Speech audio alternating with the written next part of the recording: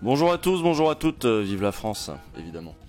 Alors, comment ça va? Pouf, voilà. Bonjour, il fait chaud ici.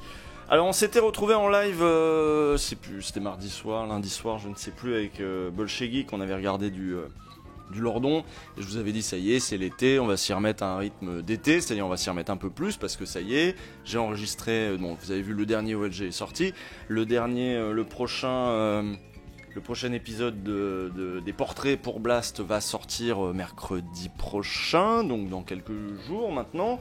Merci tout le monde, hein, merci pour ce train de la hype bien garni, qui m'encourage d'autant plus à revenir cet été. Je pense qu'on va être sur un rythme de...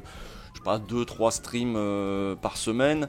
Donc aujourd'hui on est parti sur un programme pas du tout thématique mais plutôt assez généraliste. Il y a mille et une choses dont on aurait pu parler, il y a mille et un sujets sur lesquels on pourrait au moins passer un quart d'heure, notamment cette chanson que je vous ai passée en intro, la chanson sur la France, là moi je la trouve flippante, hein, parce que je sais pas si vous avez noté, on pourrait regarder le texte ensemble, la réécouter, s'arrêter phrase après phrase.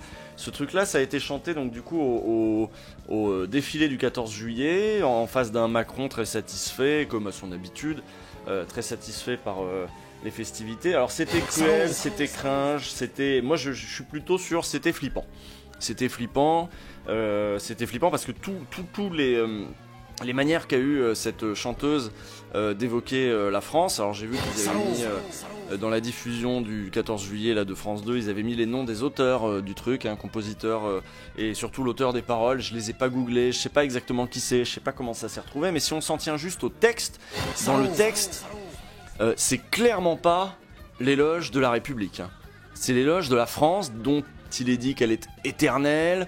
La France à travers les siècles, un truc voilà éternel, Notre-Dame, c'est pas du tout des symboles républicains. On en appelle à une idée de la France qui dépasse largement, on est vraiment dans un truc nationaliste, on n'est pas dans un truc qui est digne du 14 juillet, qui est pas la fête de la France éternelle. Le 14 juillet, c'est la fête de la France révolutionnaire, républicaine, de la France des Lumières, pas de la France éternelle avec Notre-Dame, quoi. Donc là on voit qu'il y a un glissement. Et que ceux qui, au nom d'un arc républicain, mais ça on l'a déjà dit ici, notamment quand on a, dans Ouvrez les guillemets, fait un épisode entier sur Napoléon, on voyait qu'il y avait un glissement qui était en train de s'opérer dans la classe dirigeante, entre les signifiants de la République qui commençaient à se vider de leur sens et n'être plus que le signe du rappel à l'ordre, la République. La République, en fait, ça commence de plus en plus à vouloir dire ce régime, quoi qu'il fasse, ce régime, c'est la République, donc le soutien à la République devient le soutien à ce régime. Or, la République, dans l'histoire du terme, en sciences politiques, c'est un truc précis, c'est une forme de régime qui s'oppose à d'autres, hein, qui s'oppose à Vichy, évidemment, mais qui s'oppose à la monarchie, évidemment, et qui s'oppose à d'autres formes plus autoritaires.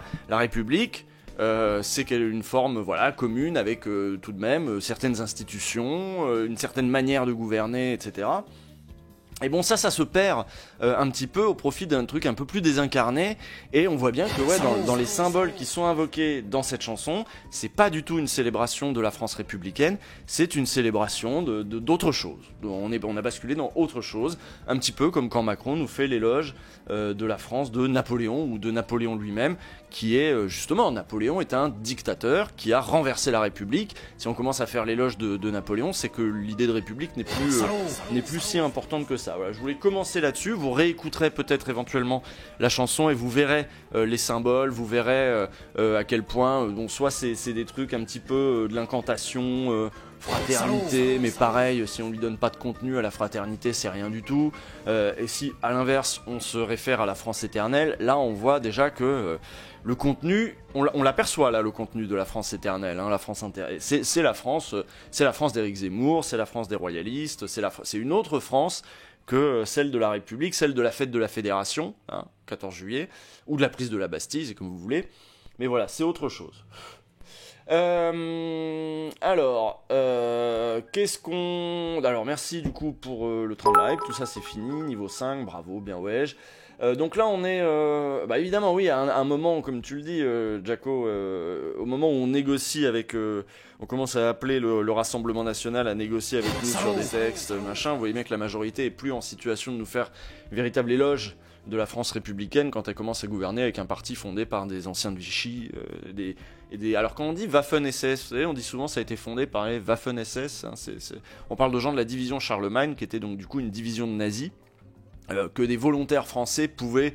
C'est des gens qui sont allés très loin dans la collaboration parce qu'ils sont allés jusqu'à intégrer une division de l'armée nazie qui était du coup faite pour accueillir notamment des Français, la division Charlemagne. Et bah, c'est ces gens-là qui épousaient le projet nazi. Là, on n'était plus seulement dans la collaboration, on était dans un truc qui allait un cran au-delà. Bon, c'est eux qui ont fondé le Front National et le Rassemblement National, évidemment, qui est son héritier. Et quand on commence à gouverner avec ces gens-là, vous voyez bien qu'en effet, la République, ça n'est plus le souci premier, malgré tout ce qu'ils vont dire sur la République, mais vous voyez bien qu'à chaque fois qu'ils invoquent la République, c'est pas pour célébrer la République sociale, la République émancipatrice, la République qui instruit, qui donne le droit de vote, qui ouvre des droits et qui sanctifie, qui sacralise des libertés aussi, qui sanctifie des libertés et les garantit. Non, on est sur autre chose. Bref, je tourne en rond. Alors, je vais vous montrer les articles que j'ai choisis aujourd'hui.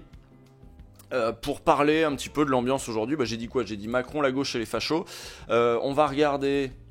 Alors on ne pouvait pas ne pas parler des Uber Files, évidemment, parce que bon, c'est quand même un truc qui est assez important qui est sorti. Alors c'était des révélations qui venaient de Radio France et du Monde, je crois, si mes souvenirs sont exacts. Pour autant, derrière, il y a Mediapart qui a remis un coup derrière, en étendant un petit peu au-delà des files de Uber et de ce fameux ancien lobbyiste de Uber qui a contribué à faire en sorte que les législations européennes se plient aux exigences de ce nouvel acteur du marché du transport des VTC là. Vous voyez bien que Macron directement impliqué. Alors j'ai entendu le lanceur d'alerte tout à l'heure sur France Info. Lui, il dédouanait un peu Macron. Lui, son truc, c'est qu'il attaquait beaucoup Uber en disant Uber a fait les bourrins pour imposer son service, pour imposer son entreprise dans des pays dans lesquels les législations n'étaient pas ajustées, dans lesquels on allait aussi briser des corporations, notamment évidemment celle des taxis, qui avaient des lois elles aussi spécifiques et tout. Et donc lui, il en veut beaucoup à Uber parce que, alors il dit que ça a mis aussi les chauffeurs dans des situations, alors les chauffeurs de taxi évidemment, mais aussi les chauffeurs Uber auxquels on avait fait des promesses extraordinaires et qui se retrouvent aujourd'hui à courir. Ces promesses sont clairement pas remplies pour lui, en tout cas il se cache derrière ça. Mais quand la journaliste de France Info le relançait sur oui mais alors du coup la collusion avec Macron, etc., je trouvais qu'il le dédouanait énormément en disant bah écoutez c'était notre interlocuteur, il l'attaquait pas du tout, il attaque Uber mais il a pas attaqué Macron, donc c'est pas vers lui que vous allez avoir du billet sur Macron. Par contre je vous ai mis de côté pour la pause une vidéo qui a été produite, je crois que c'est par le Guardian, non, c'est par Le Monde directement. C'est par Le Monde directement, un petit point, justement, comment Uber s'est-il allié à Emmanuel Macron pour s'implanter en France. Donc comme ça, on pourra revoir ça un petit peu plus précisément avec une vidéo du Monde. Et vous savez, les vidéos du Monde sont toujours extrêmement bien faites, très synthétiques, très sérieuses, très sourcées, très bien réalisées. Donc ça, ce sera pour la pause. Je pense qu'on va s'arrêter vers 18h, si ce n'est 18h30, mais plus probablement vers 18h15 grand max, parce que j'ai un truc à 19h. Et donc ça, voilà, pour les Uber Files. Ensuite, il y a, après que les Uber Files soient sortis, Mediapart en a remis un coup avec Macron, Amazon et Google. Des documents que l'Elysée a voulu garder secrets démontrent une grande proximité, puisque Mediapart avait demandé des documents, notamment sur les liens entre Macron, Amazon, Google, tout ça. Et l'Elysée lui avait refusé l'accès aux documents, mais l'Elysée avait refusé de transmettre à Mediapart les échanges entre les lobbyistes d'Amazon, Google et autres géants du numérique avec la présidence de la République. Le tribunal administratif a fini par donner raison à Mediapart, et Mediapart a finalement eu accès à ces échanges entre Macron. Alors j'imagine que c'était à l'époque où il était au ministère, il était à Bercy, au ministère de l'économie. Donc tout comme chez Uber, un lobbyiste d'Amazon a même œuvré pour la campagne d'Emmanuel Macron. C'est une des révélations de ce papier, où on voit que Macron était, en plus d'être le candidat de la bourgeoisie moderne française, a été aussi le candidat des lobbies internationaux qui ont rendu, on va dire, un petit coup de main pour aider Macron à lever des fonds, mener sa campagne. On voit que, alors on savait que chez McKinsey, par exemple, il y avait des gens qui s'étaient mis en disponibilité des seniors de chez McKinsey, donc des gens haut placés chez McKinsey, au moins un, hein, je dis des, ça se trouve c'est un seul, mais qui s'était mis en disponibilité pour aider à la campagne de Macron sans rien toucher d'argent, hein, juste voilà un petit coup de main parce qu'il devait croire au projet, je sais pas. Et là on voit qu'il y en a un de chez Amazon aussi qui est allé aider Macron. On verra ça du coup quand on parlera de Macron et quand on parlera ensuite bien sûr des réformes sociales. Macron a fait on a quand même assez dit, notamment hier dans son interview, la fameuse interview du 14 juillet. Bertrand Bissuel pour Le Monde a fait un papier sur les réformes sociales. Macron déterminé à maintenir un cap libéral, durcissement des règles de l'assurance chômage, réforme des retraites. Le chef de l'État donne rendez-vous en septembre aux partenaires sociaux, autrement dit, ça va chauffer. J'ai lu que l'horizon pour la réforme des retraites, l'idée c'était quand même qu'elle soit passée d'ici l'été 2023. Ça veut dire que si vous aviez des voyages de prévus cet hiver qui comprennent des billets de train ou d'avion ou je sais pas quoi, prévoyez quand même qu'il va y avoir des grèves. Hein. Il va y avoir des grèves cet hiver. Je crois qu'on est reparti pour un mouvement social que j'espère victorieux, comme la dernière fois hein, sur la réforme des retraites. Mine de rien, le mouvement social avait fait reculer le gouvernement. Et voilà, ça va être chaud, l'hiver sera chaud, mais vous savez c'est toujours pareil, hein. Là j'ai l'impression que ça fait quand même, on est dans un espèce de petit cycle, on se fait baiser au printemps, début d'été, dans les élections on perd, à gauche, et on est là à promettre la rentrée sociale. Alors des fois elle a lieu, des fois elle a pas lieu, les deux sont arrivés, hein. Des fois elle est inattendue, elle vient pas des secteurs là d'où on pensait, hein. Typiquement les gilets jaunes, ça vient pas de la CGT, les gilets jaunes, mais mine de rien, en effet l'été est toujours plutôt calme niveau mouvements sociaux, et ça ne coûte pas grand chose que de dire que va y avoir une rentrée sociale. C'est une formule consacrée que tout le monde connaît, et donc nous on se dit vivement la rentrée sociale. Et si rentrée sociale il y a, je peux vous assurer que on soutiendra comme on pourra, et il n'est pas dit qu'il n'y ait pas, comme on l'a déjà fait, des initiatives collectives de stream, de je sais pas quoi. On va essayer de faire vivre aussi les mouvements sociaux comme on peut, avec les chroniques qui reprennent évidemment sur Mediapart, les portraits qui vont sans doute reprendre sur Blast aussi, et puis on a évidemment nos streams de notre côté. Backseat, je sais pas s'il y aura une saison 2, on va voir. Enfin bref, tout ça on va l'accompagner, et après une année où on a beaucoup, une saison entière où on a énormément chroniqué le petit jeu électoral et les batailles électorales et les courses entre les partis, à l'intérieur des partis, les compétitions entre personnes, entre courants, entre programmes, eh ben on va retrouver une actualité sociale à couvrir là cette année, parce que mine de rien il n'y a pas que nous, c'est pas juste nous qui avons focus là-dessus, c'est aussi qu'on sait que quand les grandes élections approchent, eh ben les gens, plutôt que de faire un mouvement social tout de suite, ils savent que le pouvoir va changer dans pas longtemps, ils repoussent un peu à plus tard, les énergies militantes s'investissent dans les campagnes qui portent des projets sociaux qui leur plaisent, et donc ne s'investissent plus dans des projets de résistance, de blocage, ici et là. Donc du coup, même au niveau social, les grandes manifs, c'était évidemment beaucoup moins chargé que ce qu'on a pu connaître en milieu du mandat de Macron. Donc on va reprendre ce rythme-là évidemment à partir de la rentrée. Voilà. Un petit mot sur Denis Robert qui va couler le média. Il y a un papier sur Mediapart qui fait le point sur tout ce truc-là. Je crois qu'il y a un papier sur Arrêt sur Image aussi. Vous pouvez regarder le dernier stream d'Arrêt sur Image. Je vous conseille d'ailleurs la chaîne de streaming d'Arrêt sur Image. Alors, en gros, ce qui est dit, c'est que dans ces papiers extérieurs, hein, parce que j'imagine que vous avez la version de Denis Robert, vous avez la version des salariés du média, et vous êtes là à essayer de trouver un entre-deux. Bon, je trouve que l'entre-deux, dans ce cas-là, c'est pas plus mal d'avoir un journaliste une journaliste évidemment, qui va fouiller un petit peu le fond du truc. Première question, est-ce que le jugement, c'est un jugement prud'homal hein, à la base, est-ce que le jugement prud'homal était fondé? Est-ce qu'il était motivé? Voilà, bon. Là, il y a peu de gens qui vont dire Denis Robert a acheté les prud'hommes. Bon, vous voyez bien que ça tient pas trop. En revanche, il semble que le jugement était motivé. Après, est-ce que il fallait l'appliquer comme ça? Là, en gros, je résume pour les gens qui n'auraient pas suivi. Denis Robert a été viré du média. Il a du coup lancé un truc au prud'homme. Au prud'homme, les prud'hommes ont condamné à une somme énorme le média. Une somme énorme parce que c'est pas seulement le préjudice, il y a aussi des heures non payées qui sont du coup majorées. Enfin voilà, donc du coup t'arrives à la fin à une somme délirante que le média ne peut évidemment pas payer. Et derrière, il y a eu une saisie dans les comptes du média une fois que pour faire appliquer la décision. Est-ce que ce truc était complètement à l'initiative de Denis Robert? Virer pourquoi? Pour le coup, le tribunal prud'homal a plutôt jugé que virer pour de mauvaises raisons. Après, est-ce qu'il y avait une bonne ambiance là-dedans? Je ne sais pas, moi je n'y étais pas. Vous me demandez de me prononcer sur un truc où moi j'ai jamais bossé avec le média. Et je bosse avec Denis Robert, que j'ai dû voir donc du coup 2 fois dans ma vie, 3 fois peut-être. Donc je le connais pas spécialement. Alors pareil, on va me demander mon avis sur Serge Faubert, mais pareil, là on rentre dans la cuisine. En fait, si j'avais pas un programme de stream un petit peu plus chargé, à la limite, vous savez ce qu'il faudrait qu'on fasse? Si vous voulez vraiment qu'on revienne sur les affaires médiatiques, de trucs dans lesquels en plus j'ai un pied, même si bon, ça me concerne pas, hein, moi le truc de Faubert, moi j'ai découvert comme vous, j'ai demandé des explications après, je suis comme vous. L'affaire de Denis Robert avec le média, je suis pareil, je suis pas dedans. Je vais demander après qu'est-ce qui se passe. Alors après, vous pouvez me dire... faut arrêter de travailler avec Blast parce que Denis Robert c'est pas possible, machin. Moi j'ai pas de problème sur mon projet que j'ai avec Blast. Alors Denis Robert, on pourrait aussi dire, il y a eu un article aussi sur, notamment sur Mediapart, il y a eu un article sur le truc du papier avec BHL et la condamnation et comment Denis Robert l'avait défendu ou je sais pas quoi. Bon, j'ai l'impression qu'il y a pas mal de problèmes autour de Denis Robert. Pour autant, vous voyez bien que là-dessus j'ai une parole contrainte vu que je travaille avec. Donc là en fait vous me dites soit désolidarise-toi de Denis Robert et pourris-le, soit tu dis rien et t'es un traître. Alors moi si je dis rien c'est parce que moi ces 3 affaires là par exemple je les ai pas suivies, je suis pas dedans. Donc j'ai pas beaucoup plus d'infos que vous, j'ai pas plus d'infos que ce que vous pourriez avoir dans la presse. Donc allez dans la presse pour vous faire un meilleur avis.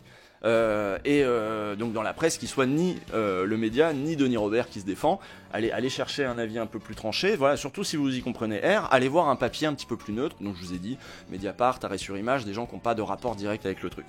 Donc vous voyez bien que vous me mettez en face d'une alternative où j'ai pas grand chose à dire et où je peux vous donner mon sentiment, il est pas plus intéressant à faire que, il est pas plus intéressant que ce que vous allez trouver justement dans les articles. Donc voilà.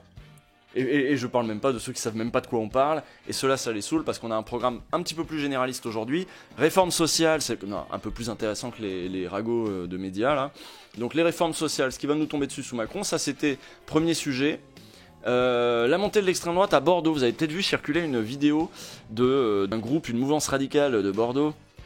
Des mecs qui, Bordeaux nationaliste, un groupuscule de Bordeaux qui s'est réveillé ces derniers jours, et cris de singe, salut nazi, agression en cascade dans la rue. Qu'est-ce qui se passe autour de l'extrême droite à Bordeaux, alors que d'habitude on couvrait plutôt Lyon, niveau extrême droite? Bon ça se réveille aussi à Bordeaux, on va vous raconter ça aussi, et donc ça c'est un article de Libération, qui est signé Ève Fontenot, Maxime Massé et Pierre Plotu, qui sont les spécialistes de ces sujets-là, et on va parler aussi, non mais j'avais un autre sujet, ah oui voilà, j'avais ça aussi. Gauche, le débat s'engage sur l'électorat qui manque, par Fabien Escalona. Ça, vous avez certainement beaucoup entendu parler de ça aussi.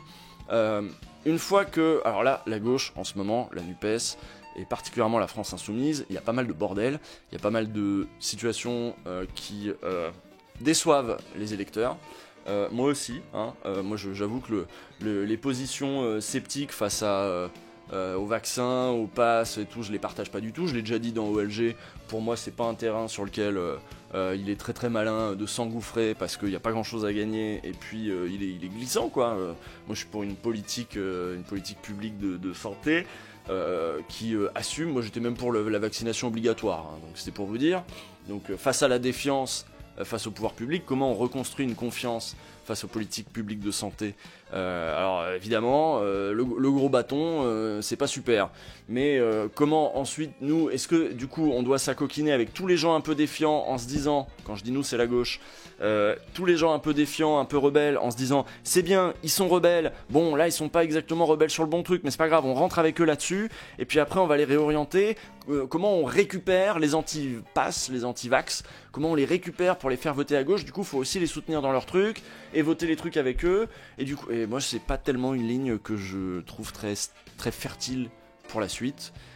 Et là je parlais de ça, c'était un des aspects où avec la NUPES, enfin pas les NUPES, la FI justement, les nouveaux députés FI, moi j'étais pas très enthousiaste, malgré tout le respect que j'ai pour Mathilde Panot notamment, qui défend ça très bien, hein, mais enfin bon. Et puis il y avait ensuite l'affaire Coquerel. Est-ce que ça a été bien géré ou pas? Pour l'instant, il y avait un peu un silence dans les rangs. Et aujourd'hui, Sandrine Rousseau a dit que peut-être que Éric Coquerel aurait dû être mis en retrait. Là où ce que je pense, c'est qu'en effet, il y avait des bruits depuis assez longtemps pour que cette affaire soit traitée publiquement avant. Il y a évidemment une erreur que d'avoir proposé de le mettre en avant à un moment où on sait très bien que ça va sortir. Et je pense qu'en interne, ils savaient tous que les trucs sur Coquerel, ça lui colle au basque depuis 5-6 ans. Ça va finir par sortir dans les grands médias, on sait pas comment, mais ça va sortir, même s'il n'y a pas grand chose. C'est-à-dire qu'il y a, pareil, là je vous renvoie, il y a un article de Mediapart sur l'affaire Coquerel qui dit, en effet, si on remonte, on a du mal à trouver des victimes, on a du mal, alors sauf Sophie Tissier, mais qui a un parcours très très particulier, puisque Sophie Tissier c'est une déçue de la gauche qui s'est retrouvée dans les Gilets jaunes, puis ensuite dans le mouvement anti-pass, anti-vax, qui sur une boucle interne a fini par appeler à voter Marine Le Pen au second tour. Bon, on est sur quelqu'un qui a des comptes à régler aussi avec la France Insoumise, et qui, dans l'article de Mediapart, justement, avait été interrogée à l'époque de la rédaction de cet article, donc avant qu'elle ne porte plainte finalement, et elle avait dit, oui, bon, il était lourd, mais je pourrais pas il y avait rien de répréhensible pénalement, ou je sais pas quoi. Elle avait dit ça, interrogée il y a 15 jours, et du coup, un peu plus tard, finalement, elle se retourne et finit par porter plainte. Donc c'est le seul truc un peu solide qu'il y avait. Et c'est un peu ce que dit l'article de Mediapart, c'est-à-dire on a du mal à trouver des trucs solides. On voit une rumeur, et au-delà de la rumeur, il y a certainement, de la part de Coquerel, des comportements qui ont pu être perçus, même pas être perçus, des comportements qui ont été déplacés, et qui, manifestement, se seraient peut-être calmés en cours de route. Et Coquerel, dans l'article, Coquerel interrogé dans cet article de Mediapart, dit oui, c'est vrai que on m'a fait remarquer à un moment que j'étais plus un militant de 40 ans, je commençais à être un responsable politique de 50 ans et qu'il fallait que je me calme. C'est assez rare d'ailleurs d'avoir des gens qui disent ouais, j'ai sans doute pas été toujours correct et depuis je me suis calmé. Bon, moi c'est plutôt comme ça que je l'avais perçu, le cas Coquerel aussi. J'avais perçu un mec qui a certainement dû être relou, mais alors relou dans un collectif militant qui accueille des jeunes militantes, c'est pas juste anodin, c'est-à-dire c'est politique aussi. Ça veut dire que ça a un effet politique qui va décourager des jeunes militantes, etc. Est-ce que ce truc a cessé? Est-ce qu'il a été recadré? On a l'impression que ça a été le cas. Est-ce que c'était ce qu'il fallait faire Est-ce qu'il fallait le faire discrètement? Est-ce qu'il fallait peut-être avoir une position plus publique? Est-ce qu'il fallait qu'il y ait une sanction, peut-être aussi, tout simplement? Une sanction, parce qu'il y a un préjudice aussi pour ces femmes-là, que Éric Coquerel a peut-être approché d'un peu trop près, il lui a peut-être envoyé... Alors c'est ça, c'est ça les témoignages, hein, c'est peut-être des gestes un petit peu déplacés, des textos le soir, le mec insistant, quoi. Des textos nocturnes certainement également très déplacés, donc des trucs qui confinent au harcèlement sexuel, c'est-à-dire que c'est du harcèlement sexuel. Si on était dans une entreprise, ça pourrait être catégorisé comme du harcèlement sexuel, je pense, et donc répréhensible. Mais est-ce qu'il y a des choses plus récentes que ces trucs de il y a 5 ans, 6 ans, 7 ans? Je sais pas. Il est resté responsable au PG pendant longtemps et jusqu'à récemment. Oui, bien sûr. Ouais. Les textos, ça n'existe pas. Ce qu'elle racontait n'était pas prêt. Mais vous voyez, bon, affaire compliquée et certainement mal gérée, je pense, par la France Insoumise. Certainement mal gérée, d'autant plus aujourd'hui. C'est-à-dire de faire croire... Dans l'article de Mediapart est assez mesuré parce qu'en fait, il dit qu'il y avait en effet un problème. Le cœur du truc, c'est la gestion des violences sexistes et sexuelles au sein de la France Insoumise. La manière dont ça a été fait. Est-ce qu'ils font mieux aujourd'hui, j'espère. Le fait est que ce truc-là n'a pas été soldé.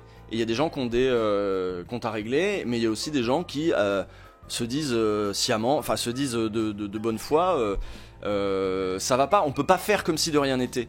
On peut pas faire comme si de rien n'était, comme si rien ne s'était passé, allez on oublie, rien n'a été sanctionné, et au contraire, le mec a travaillé dur pour la France Insoumise, Éric Coquerel, il y a pas de souci là-dessus, c'est sans doute ça qui fait que ça a été récompensé. Ça a été récompensé par un poste important, un des plus importants du groupe parlementaire de la France Insoumise. C'est ce décalage qui passe mal auprès de militantes, auprès y compris de militantes qui ont dû s'écarter de la France Insoumise, et peut-être pas nécessairement d'ailleurs directement à cause de Coquerel, mais parce qu'elle l'ouvrait sur ces sujets-là. Le sujet, je pense que c'est plutôt ça aussi d'ailleurs. Très généralement, c'est comment a été accueillie la parole des militantes qui avaient des choses à dire, qui avaient des sujets sur lesquels se plaindre, comment elle a été accueillie, ou est-ce qu'au contraire elle a été balayé pendant quelques années. Est-ce qu'on peut pas en reparler un peu plus calmement à la lumière peut-être aussi d'une nouvelle génération à la lumière des connaissances et des espoirs qu'ont une nouvelle génération de militantes qui arrivent maintenant? Sans doute que si, voilà, donc c'est ça un petit peu mon avis là-dessus. Bref, sur ces questions-là qui mettent véritablement la France Insoumise en difficulté là dans ce début de mandature où ils auraient plein de choses intéressantes à faire et à dire sans doute, et là on se retrouve avec des tweets un peu qui sont dans le déni, quoi, pour dire c'est une machination, il n'y a aucun problème avec Éric Coquerel, machin, il n'y a aucun problème, on est les plus efficaces pour gérer les violences sexistes et sexuelles, comme il s'en était félicité au moment de l'affaire Tahabouaf. Bon, on voit que le débat va devoir se faire, que en tout cas Sandrine Rousseau l'a réouvert, ce débat, aujourd'hui, en se prononçant, en disant que Éric Coquerel aurait peut-être dû être mis en retrait, ou peut-être, là, je crois que sa position, là, c'est de dire, maintenant que c'est judiciarisé, ce qui n'était pas le cas avant, c'est judiciarisé. Maintenant que c'est judiciarisé, peut-être qu'il faudrait qu'il se mette en retrait le temps que l'affaire soit jugée. Voilà. Katniss le défend bec et ongle. Dommage de ne pas avoir un point de vue plus nuancé aussi. Voilà, c'est ça. T'as quelles infos sur Coquerel lors de ce qu'on sait? Mais moi j'ai les mêmes que vous. Comme je vous disais, il y a l'article de Mediapart. Et jusque-là, à la France Insoumise, j'avais entendu des trucs. Mais alors, jamais, un petit peu comme le dit l'article, on entend des trucs, jamais des trucs directs. Genre jamais quelqu'un m'a dit, en même temps je suis un homme, donc peut-être, puis en plus je suis extérieur à la France Insoumise, donc du coup des gens de la France Insoumise vont pas balancer des trucs, il y a aussi cette espèce de truc de solidarité de parti, t'as pas envie de balancer à quelqu'un d'extérieur qui peut potentiellement te lâcher en cours de route, devenir un adversaire, etc. Bon, c'est aussi ça qui fait que la parole a du mal à se libérer, mais moi on m'avait rien dit d'autre que, il y a des bruits sur Éric Coquerel. On m'avait que dit ça, et avec rien de clair, et plutôt des trucs vagues, genre il aurait été relou, ça se sait. Ça se sait, et dès que tu veux savoir un peu quoi, bah je sais pas, moi-même c'est quelqu'un qui me l'a dit. L'article de Mediapart le dit assez bien, ça. Donc voilà, un petit peu ce truc-là. Puis ensuite, il y a eu le rebondissement de l'affaire Tahabouaf, avec Tahabouaf qui sort de son silence pour dire que il a pas aimé la façon dont il a été traité, de pas avoir le droit au contradictoire, etc. Bon, là, je suis pas tellement d'accord avec lui, dans le sens où, à ce moment-là, la FI, quand elle le reçoit, en lui disant, il y a des plaintes, il y a deux meufs, je crois, ou une, mais je crois que c'était deux à l'époque des faits, il y a deux meufs qui t'accusent de trucs graves, tu vas devoir te mettre en retrait. Là, il y a conflit entre la parole de Tahabouaf et la parole de Clémentine Autain. Tahabouaf dit, Clémentine Autain m'a dit de dire que c'était à cause du racisme. Clémentine Autain dit pas du tout, ça c'est son truc qu'il a sorti lui. Je crois que c'est à peu près ça, hein, le truc. Mais Tahabouaf dit, j'ai pas pu me défendre parce que je ne sais pas de quoi on m'accuse, je ne sais pas qui m'accuse, je ne sais pas pourquoi. Et le truc c'est que là t'es pas devant la justice en fait, t'es devant un organe interne qui gère pas, qui est pas là pour faire de la justice, qu'elle soit réparatrice ou punitive. Cet organe-là de la France Insoumise est pas là pour rendre un jugement. Il est là pour prendre une décision politique, qui va envoyer un message politique. Et donc t'as pas le droit de prendre ton avocat et puis ensuite on va instruire un procès de je sais pas quoi. Non, là ils ont regardé qu'est-ce qu'ils avaient comme éléments, et avec ces éléments-là, pour ne pas compromettre aussi les femmes qui avaient parlé, ils ont pas dit à qui c'était, et avec ces éléments-là ils ont dit écoutez, on peut pas l'envoyer comme candidat, voilà. Et de la même manière qu'on pourrait leur reprocher de se dire vous aviez des éléments sur Coquerel et vous l'avez envoyé à la commission des finances de l'Assemblée nationale, donc on peut aussi interroger ça. Donc vous voyez bien, il y a un sujet là-dessus, ça va être un sujet qui à mon avis va revenir dans les prochaines semaines, c'est loin d'être réglé vu que vous voyez il y a eu rebondissement aujourd'hui, mais c'est pas ce sujet dont on va parler là maintenant, on va parler de la gauche. En général, le débat s'engage sur l'électorat qui manque. Vous avez vu que dès le résultat des législatives ou de la présidentielle, Ruffin avait accordé une interview au Monde, ou même avant, je sais plus, enfin en tout cas encore plus après, pour dire qu'il fallait en faire plus pour les classes populaires, pour cet électorat qui manque. Voilà, à la suite des interpellations de François Ruffin sur les performances insuffisantes de la NUPES dans la France des bourgs et des champs, une question stratégique ressurgit. Comment reconnecter à la diversité des milieux populaires pour gagner et ne pas les laisser à l'extrême droite? Voilà, donc ça c'est les sujets d'aujourd'hui. Je vais vous faire voter pour voir par quoi on commence. Et alors, hop, parce que là il y a clairement 3 sujets. On va parler un peu des fachos à Bordeaux, on va parler du coup de la gauche et on va parler de Macron. Donc c'est comme ça, hein, voilà, c'est comme ça. Par quoi on commence? Tac. Gauche et classe pop. Uber Files. Non, Macron GAFAM. Voilà, Macron et les GAFAM. Facho Bordeaux. Ou il y a un autre sujet, donc du coup c'est rentrée sociale. Réforme sociale Macron. Je vais mettre sociale Macron. avec un petit peu le plan de route de ce qui va nous tomber sur la gueule dans les prochains mois. Voilà, je lance le sondage, j'ai mis combien de temps? J'ai mis trop longtemps, j'ai oublié de cliquer sur le truc, voilà, vous avez un petit peu de temps pour voter.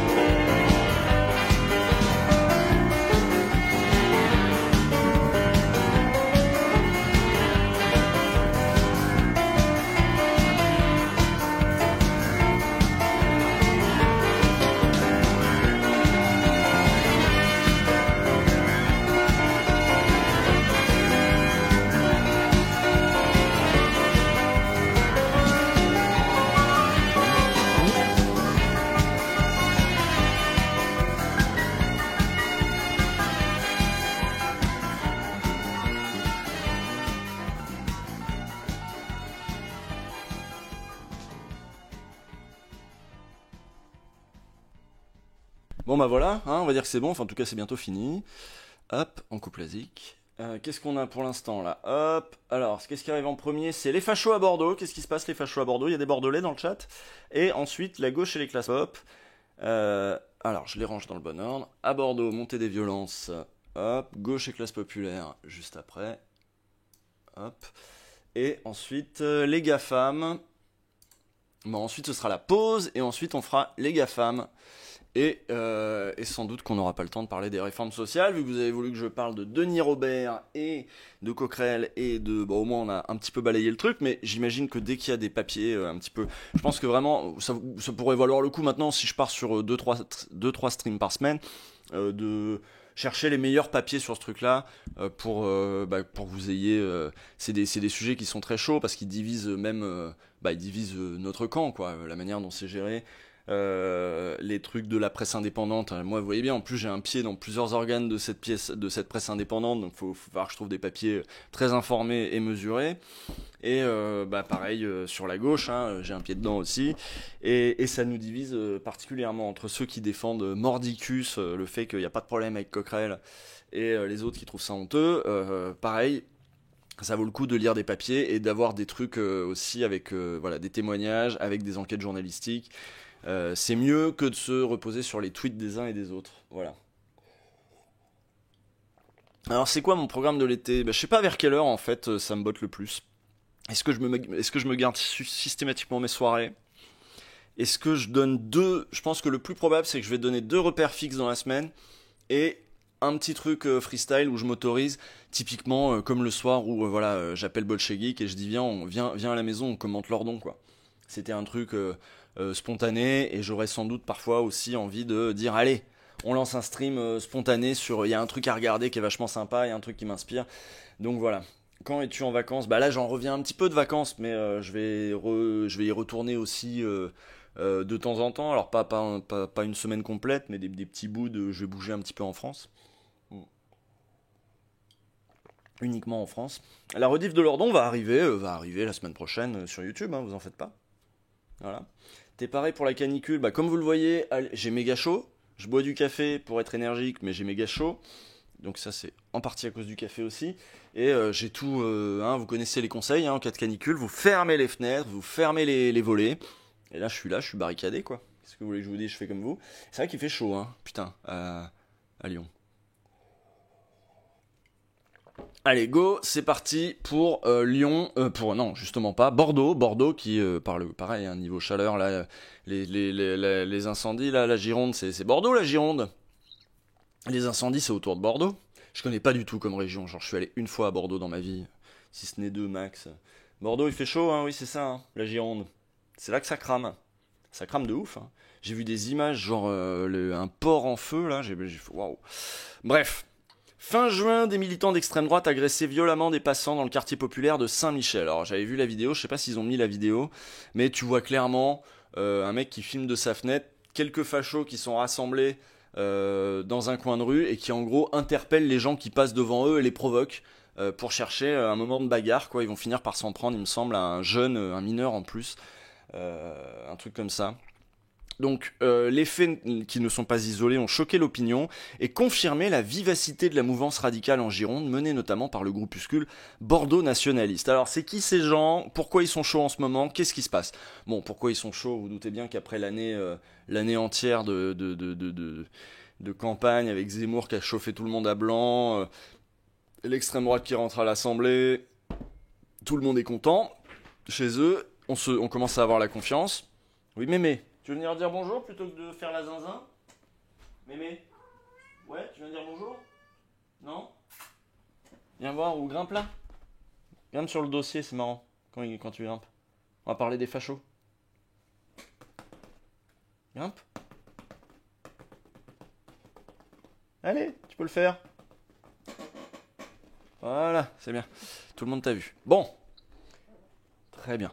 Cri de singe, salut nazi, agression en cascade, la descente aux allures de ratonnade d'un groupe de jeunes hommes, des militants d'extrême droite confirment à Libé plusieurs sources, dans un quartier populaire du centre historique de Bordeaux, fin juin, a choqué.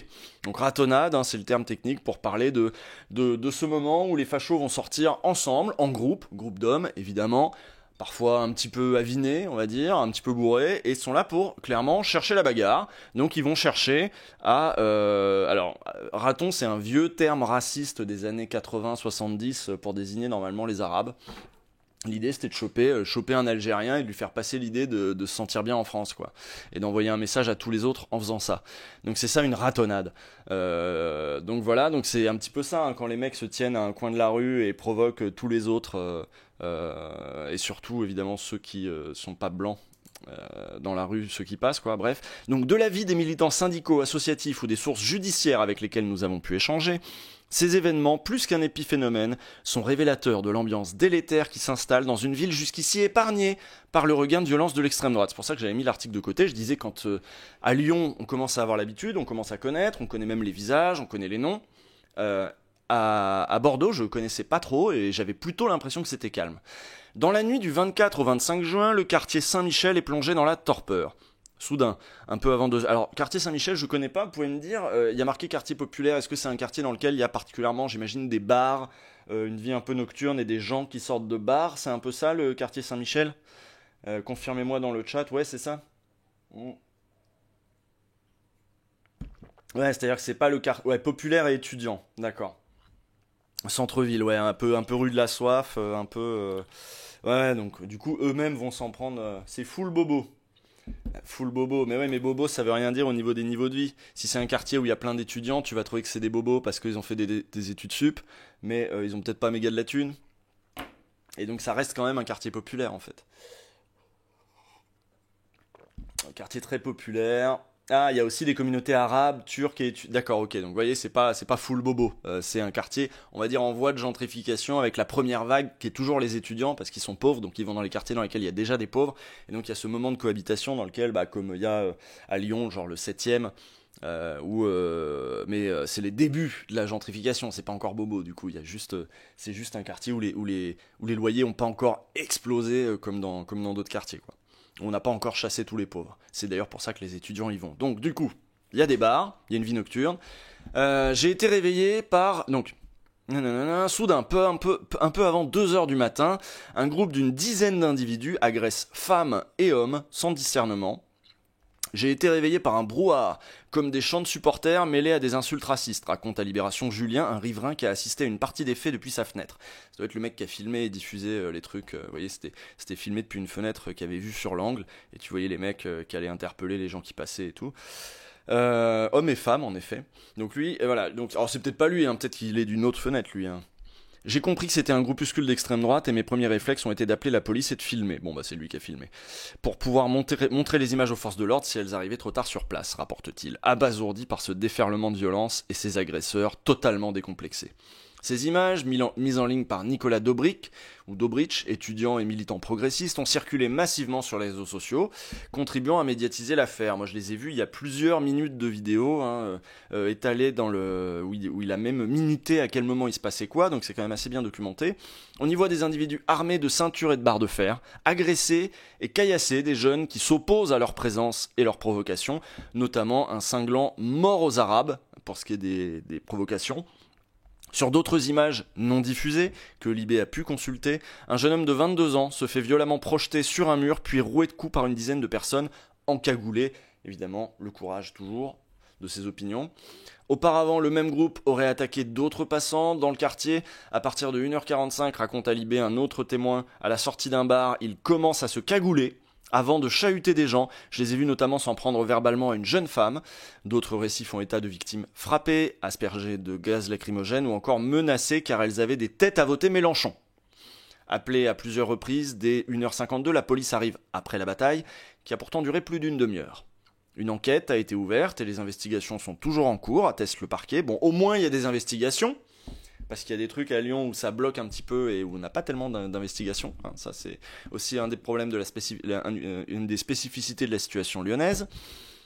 C'est qu'il y a apparemment des gens qui n'ont pas trop envie que ce genre d'enquête avance. Donc, bon, là-bas, apparemment, investigation toujours en cours. La vidéosurveillance du quartier a été exploitée, parce qu'il y a des cas dans lesquels, oh merde, on n'a pas les images, c'est dommage.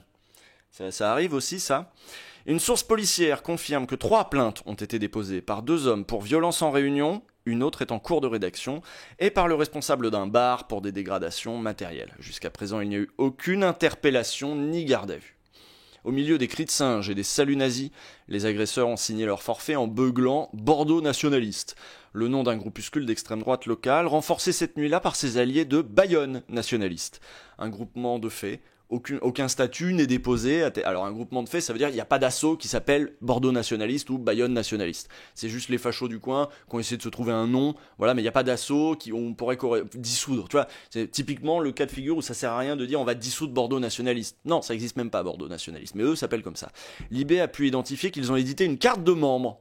Ah, ils veulent quand même un petit peu faire les trucs genre ouais, on est une vraie bande quoi. Cette bande apparue début 2019 avec ce nom serait en réalité active depuis 2016 sous l'appellation le Menhir.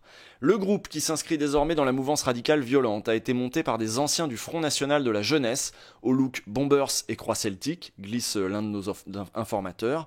Certains arborent des tatouages de croix gammées. Le blog antifasciste Pavé Brûlant avait retracé le parcours de ces bas du front emmenés par un certain Thomas B., par ailleurs cadre du Parti de la France, pétainiste. Oui, le Parti de la France qui avait soutenu Éric Zemmour pendant la dernière présidentielle. Le Parti de la France, c'est un parti vraiment, alors quand ils disent pétainiste, c'est-à-dire anti-républicain, machin, tout ça, contre la République, révisionniste, antisémite, etc.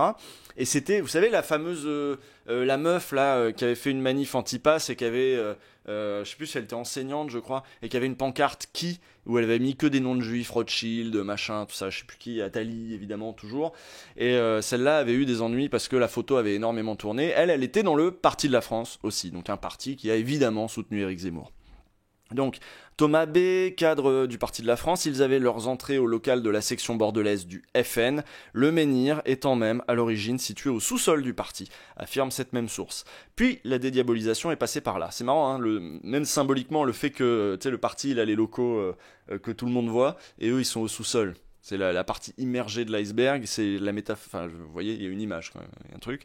Puis la dédiabolisation est passée par là, il a fallu déménager. Des liens avec les frontistes ont cependant perduré, c'est tout le principe de la dédiabolisation, c'est-à-dire on vire les trucs un peu évidents, on essaie de faire en sorte que les mecs en bombers et en crâne rasé soient plus là aux manifs, ou un peu plus discrets, ou s'habillent autrement, mettent un costard, mettent une petite cravate, mais voilà, la dédiabolisation, ça veut pas dire qu'il n'y a plus de lien avec ces gens-là, hein. Des liens avec les frontistes ont cependant perduré, nous assurent des sources locales concordantes. Bordeaux Nationaliste, c'est un groupe de jeunes militants qui anime un bar, confirme Pierre-Marie Bonneau, avocat, militant historique de la mouvance et membre du parti Les Nationalistes, ressucé de l'œuvre française dissoute par les autorités en 2013 à la suite de la mort de Clément Méric. Alors, cela, c'est les nationalistes, l'œuvre française, tout ça. On est sur des néo-nazis, c'est-à-dire c'est pas les royalistes de l'Action. Vous savez, il y a plein de petites familles. Hein. Donc eux, c'est pas des royalistes, c'est des néo-nazis. C'est des sortes de néo-nazis en gros. Donc proche de comment il s'appelle l'historique là, Batskin, Serge Ayoub. C'était des proches de Serge Ayoub et de cette mouvance-là. En effet, bien blouson, bien bombers crâne rasé. Ouais. Donc Pierre-Marie Bonneau connaît bien le groupe pour qui il a donné une conférence l'an passé. Donc lui, c'est l'avocat. C'est ça, un avocat proche de cette mouvance, et lui il dit Bordeaux nationaliste, oh, c'est un groupe de jeunes qui animent un bar. C'est toujours pareil, hein. C'est comme dans l'épisode sur Madelin, où Madelin dit oh, on faisait des tracts, voilà. Les JNR, voilà, c'est un peu le terme que je cherchais. Oui, bah c'est proche de ce genre de mouvance-là. Donc lui il dit oh, ils ont plutôt pris le relais du bastion social avec une identité gudarde, donc le GUD, influencé par la doctrine portée par les nationalistes d'Ivan Benedetti. Ah oui, en plus ils s'engueulent ceux-là entre eux. Les nationalistes d'Ivan Benedetti, alors là pareil, on est dans de l'antisémitisme à fond. Benedetti, je crois qu'il a fait un petit passage en prison, il est ressorti. Et on est sur, oui pareil, pétainiste, néo-nazi, clairement antisémite. Dès octobre 2000, mais en effet, peut-être que ceux-là, je crois qu'ils se battaient avec ceux d'Ayoub, parce qu'ils se battent entre eux aussi. Hein. Ceux qui connaissent un petit peu mieux que moi tout le lore, il me semble que du coup, ceux-là, avec les JNR, ils pouvaient se foutre sur la gueule entre eux. Hein. Bref. Dès octobre 2019, Bordeaux nationaliste défile à l'occasion d'une manif Marchons enfants, avec ses camarades des Zouaves Paris, une bande dissoute par les autorités, notamment pour les violences commises au meeting de Zemmour à Villepinte. Ça, vous avez tous les images en tête, évidemment. Quelques jours plus tard, on les retrouve à Toulouse, aux côtés d'autres radicaux qui assuraient un service d'ordre pour le moins musclé. Rebelote, 3 mois plus tard, mi-janvier 2020, de nouveau à Paris, toujours dans un cortège d'opposants au projet de loi bioéthique, mais cette fois-ci, l'agression d'un journaliste de France Inter est revendiquée. Ah ouais. Facheux, dimanche à Paris, les nationalistes ont battu le pavé et un journaliste. Ah oui, je me souviens de ce truc-là, putain. Zouave, pas du tout drôle, mais ça, c'est les Zouaves, ça. De qui ils parlent pour France Inter? Ils parlent des Zouaves ou ils parlent de Bordeaux nationaliste? Alors, ils parlent de Bordeaux nationaliste, qui était dans le truc. Ok. L'activité du groupe, connectée avec cette mouvance radicale qui milite avec ses poings et s'inscrit dans l'héritage du GUD, est une litanie d'hommages aux pires antisémites, négationnistes et penseurs de l'extrême droite française. Une succession de soirées arrosées, quelques conférences très orientées, des collages d'affiches reprenant le rat noir du GUD, ses slogans historiques ou tout simplement hostiles aux immigrés. Bordeaux nationaliste a aussi brillé pour ses violences.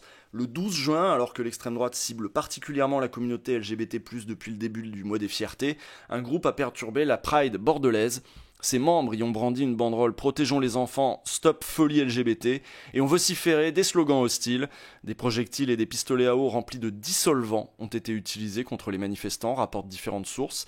La police a embarqué 12 militants, dont 2 identifiés comme appartenant à Bordeaux nationaliste, nous glisse un interlocuteur proche du dossier. Un autre confirme et désigne un certain Y, le plus chaud de la bande. Alors pour l'instant, il n'y a pas le nom entier, mais on en saura peut-être plus tard. Le plus chaud de la bande, donc c'est le chef, il y a toujours un petit chef là-dedans. Les interpellés ont reconnu les faits en garde à vue, ils seront pourtant relâchés au bout de quelques heures. Un traitement qui tranche avec celui réservé à des militants d'extrême droite qui ont également perturbé un rassemblement de défense du droit à l'avortement fin juin à Angers et ont pour leur part passé la nuit au poste. Donc là, non, pas pour ceux de Bordeaux nationalistes qui ont attaqué une Pride. Fin juin, non, c'est pas ça. Je n'ai pas l'impression que c'est un dossier qui a été traité comme les autres. Livre à Libé, maître Thibault Laforcade, avocat des associations LGBT+, Gyrophare et SOS Homophobie. Partie civile dans cette affaire. Donc lui, l'avocat de cette marche des fiertés, là, de ces assos de la marche des fiertés, trouve que ça a été un peu traité par-dessus la jambe. Une audience est programmée en septembre pour 2 d'entre eux. Un premier comparaîtra pour injure publique et un autre pour violence avec arme par destination. Donc arme par destination, ça veut dire c'est pas comme des vraies armes. Hein. Une arme par destination, c'est détourner un objet pour en faire une arme. C'est-à-dire si tu prends un truc qui traîne par terre et que tu le balances, ça devient une arme par destination. Il me semble que c'est ça. Hein. Je suis pas expert du lexique policier, mais c'est pas pareil que de se pointer avec un poing américain qui là n'est pas une arme par destination, c'est une arme tout court. Hein. Si je dis pas de conneries. Donc du coup, c'est moins grave arme par destination. C'est parce que ça fait moins prémédité. Alors qu'avoir une arme, ça veut dire que c'est prémédité. Depuis qu'il est saisi de ce dossier, l'avocat nous confie que les assos et son cabinet reçoivent de nombreux mails injurieux et même menaçants. Dans l'un d'eux, que Libé a pu consulter, un certain Martin écrit, donc là donc l'asso qui défend le dossier, qui s'est porté partie civile dans ce dossier, reçoit des menaces de fachos de partout. On connaît des salopards qui achètent un ovule de confession juive pour louer le ventre d'une femme non juive. Même Hitler n'avait pas autant d'imagination. Il faudra ouvrir de nouveau des chauffages urbains collectifs écologiques alimentés de vos familles et bâtards. Voilà le genre de courrier que reçoit aujourd'hui cet avocat et son asso là, et son cabinet en tout cas, non son cabinet, c'est ce qui est marqué. Tout début juillet, toujours à Bordeaux, ce sont des jeunes hommes que les militants d'extrême droite présentent comme des antifas qui ont été agressés. Coup de pression, tabassage, les fachos se sont même vantés sur les réseaux sociaux d'avoir laissé une mâchoire en miettes. Ils ont diffusé via West Casual, chaîne Telegram à la croisée du hooliganisme et du néonazisme, glorifiant la violence, un montage vidéo revendiquant les faits. Alors si je dis pas de conneries, West Casual... West, bon, c'est l'Occident, hein, vous voyez. Et casual, c'est, je crois que le casual, c'est le look des fachos qui justement vont s'habiller avec une casquette, avec un petit polo, machin, au lieu de se déguiser avec les Rangers et le Bombers, justement à l'ancienne, comme dans les années 90, avec le crâne rasé, etc. C'est le facho casual est un peu plus passe-partout. Tu le reconnais un peu moins du premier regard, sauf si t'es un petit peu renseigné et que tu apprends à les reconnaître par les marques précises qu'ils vont porter, etc.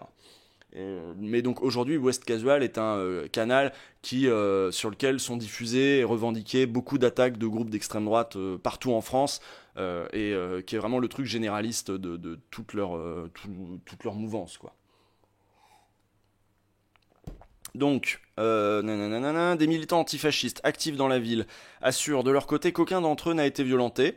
Donc en gros ils ont dit qu'ils avaient chopé des antifas, mais les antifas sont toujours un peu fiers et disent non, ils nous ont pas chopé un de chez nous, ils ont dû choper n'importe qui d'autre, mais qu'ils ont appelé des antifas. En gros, un peu comme plus tôt dans l'article, il est écrit qu'ils ont chopé des gens qui avaient une tête à voter Mélenchon. Ça peut suffire pour eux, en gros, à dire qu'ils ont chopé des antifas, quoi. Donc selon des militants antifascistes actifs dans la ville, ils disent qu'aucun d'entre eux n'a été violenté. C'est aussi leur manière de fonctionner, toujours dans la surenchère, quitte à inventer. C'est un peu à qui fera la vidéo la plus violente. Pour draguer de nouveaux adeptes, les groupuscules d'extrême droite usent et abusent des plateformes comme TikTok ou Instagram, à la manière d'un outil de propagande. Voilà 2 décennies que la région est plutôt sans histoire, mais depuis la période Gilets jaunes, on voit que ça bouge. Bordeaux Nationaliste et le Toutatis Clan, un autre groupe d'extrême droite locale qui a notamment assuré la sécurité d'un rassemblement du parti Les Patriotes de Florian Philippot, se regroupent, donc c'est Bordeaux Nationaliste et le Toutatis Clan, ils se regroupent à l'occasion pour venir en nombre dans les manifs, confie Franck, soignant, syndicat à Sud, santé sociaux. On voit des agressions de militants isolés, comme ce jeune dépouillé de son drapeau CGT à la rentrée dernière, ou des traquenards. Désormais la prudence est de mise, même pour des manifestations classiques, on ouvre l'œil. Une extrême droite radicale et nombreuse, ce n'est pas nouveau à Bordeaux, mais la mouvance restait discrète. Désormais, elle se montre dans la rue, et notamment ces derniers mois, déplore le président de la section bordelaise de la Ligue des droits de l'homme, Pierre-Antoine Cazot. Des injures et des agressions nous sont remontées, même dans des quartiers pas forcément réputés comme fréquentés par l'extrême droite. Ces faits sont dirigés vers les cibles classiques de la mouvance, minorités, personnes LGBT, racisés, et également ceux qu'ils associent à des gauchistes.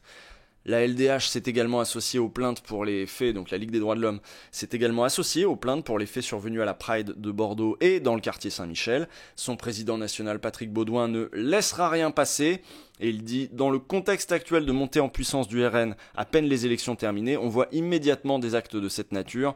Il dénonce une libération de la parole et de la violence verbale, mais aussi physique. Jusqu'ici toutefois rien de comparable avec les faits de Saint-Michel. Une déflagration, selon Amine Smihi, adjoint au maire de Bordeaux en charge de la sécurité. Ce sont les actes de hooligans avinés, mais avec un fond politique fort, dit-il, soulignant un lien apparent avec les services d'ordre locaux qui gravitaient autour des activités du RN ou de reconquête pendant la campagne. Ils avaient cette même attitude agressive, étaient grimés de la même manière. Tous nos interlocuteurs s'accordent à dire que l'idéologie réactionnaire et fascisante a trouvé ces derniers mois un porte-parole en la personne d'Éric Zemmour. Génération Z, la cellule de jeunes militants zemmouristes créée au printemps 2021, a fait des petits dans le sud-ouest. Les néo-militants de Génération Z, Aquitaine, donc GZ Aquitaine, entre 18 et 25 ans pour la plupart, qui se montrent parfois sous le nom de les canailles, ont peu, voire pas d'expérience du terrain. Comprenez, c'est des étudiants en droit ou des étudiants en école de commerce ou alors des incels gamers un peu nuls.